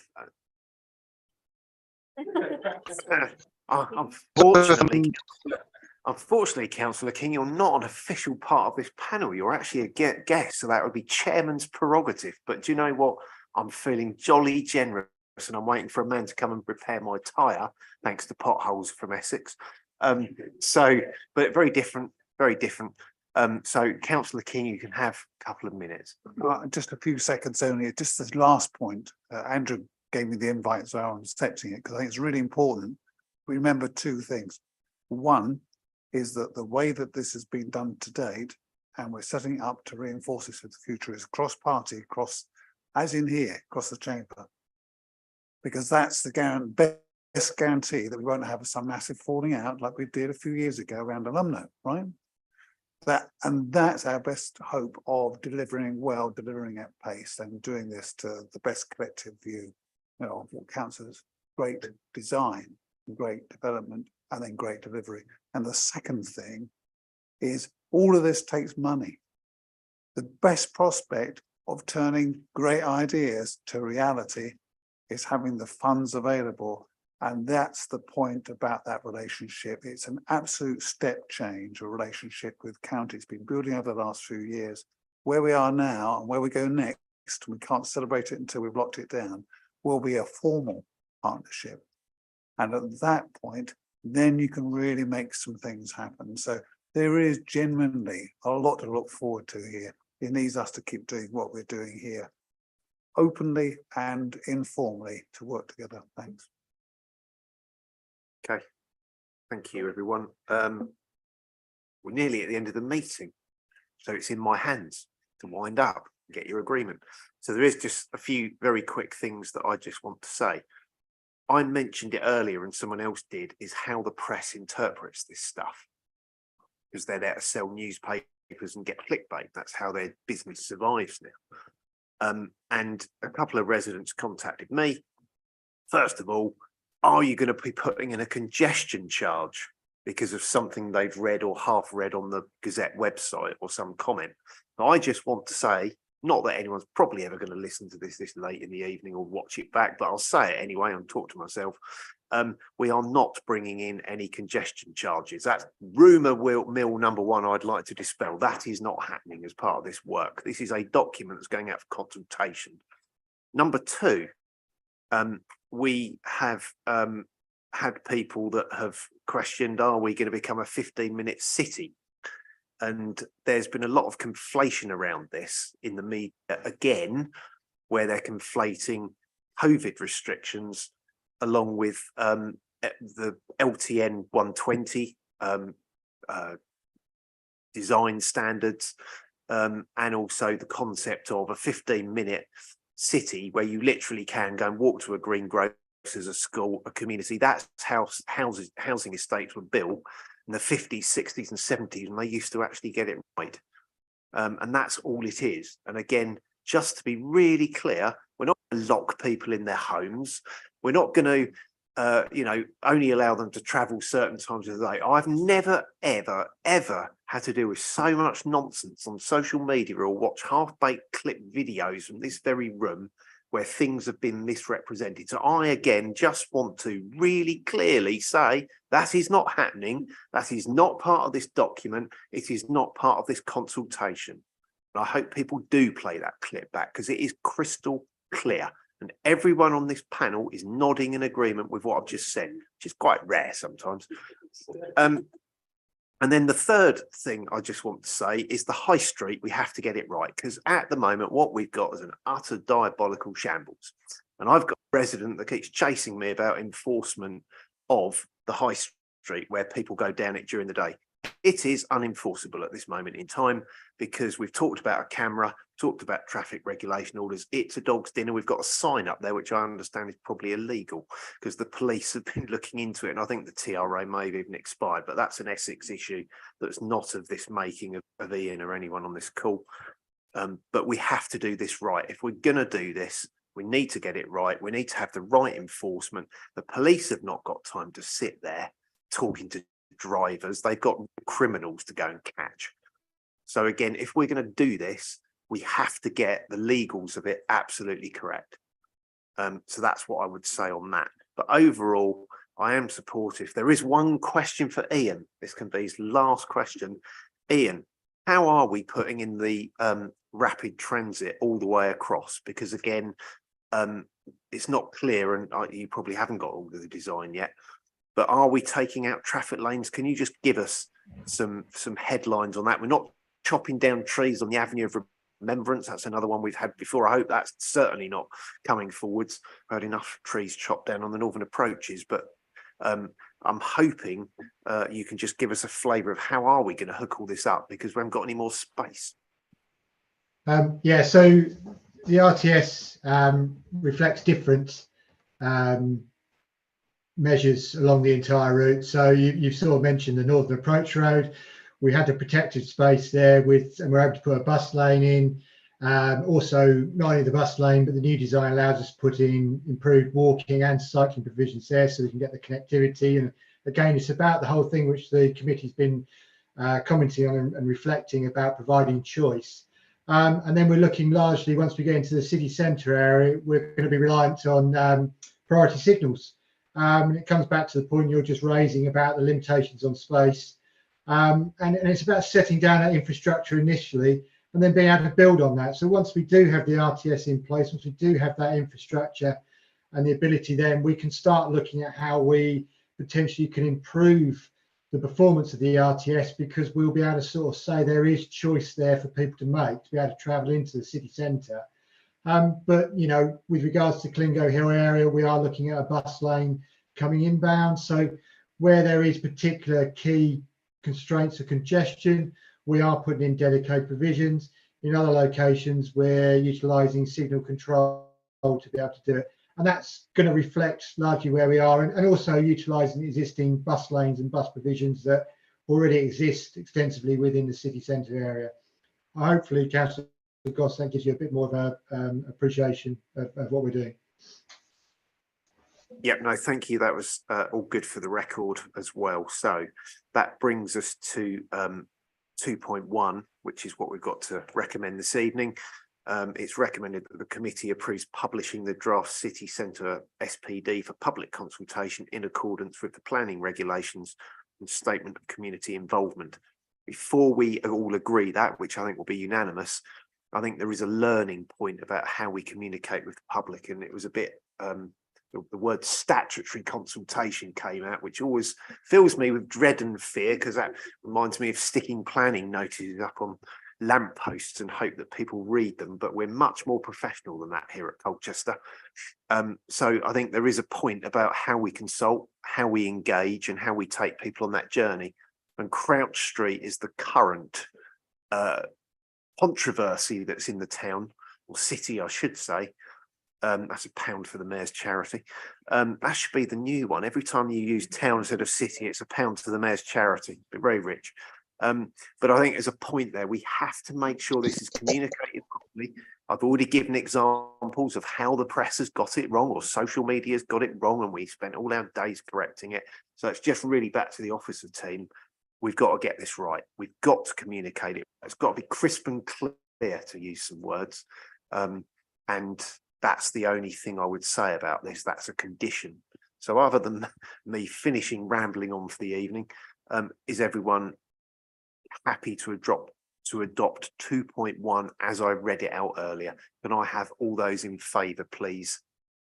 Including Jocelyn, if you're up for it. Excellent. That's unanimous. I know it's getting late. It is getting late. I'm sorry. So that, I believe, brings us to the end of the meeting, and that also brings us to the end of the local plan for this municipal year. You may get me back next year. You may get somebody competent, but I just want to say thank you for the good year. It's gone really quick. We've dealt with some quite controversial and difficult subjects, but thank you for all of us working together as a team, cross-party, to deliver that. And I wish you all the best, and hope to see you all back in May. Take care, safe journey. I will be here for a while. Bye now.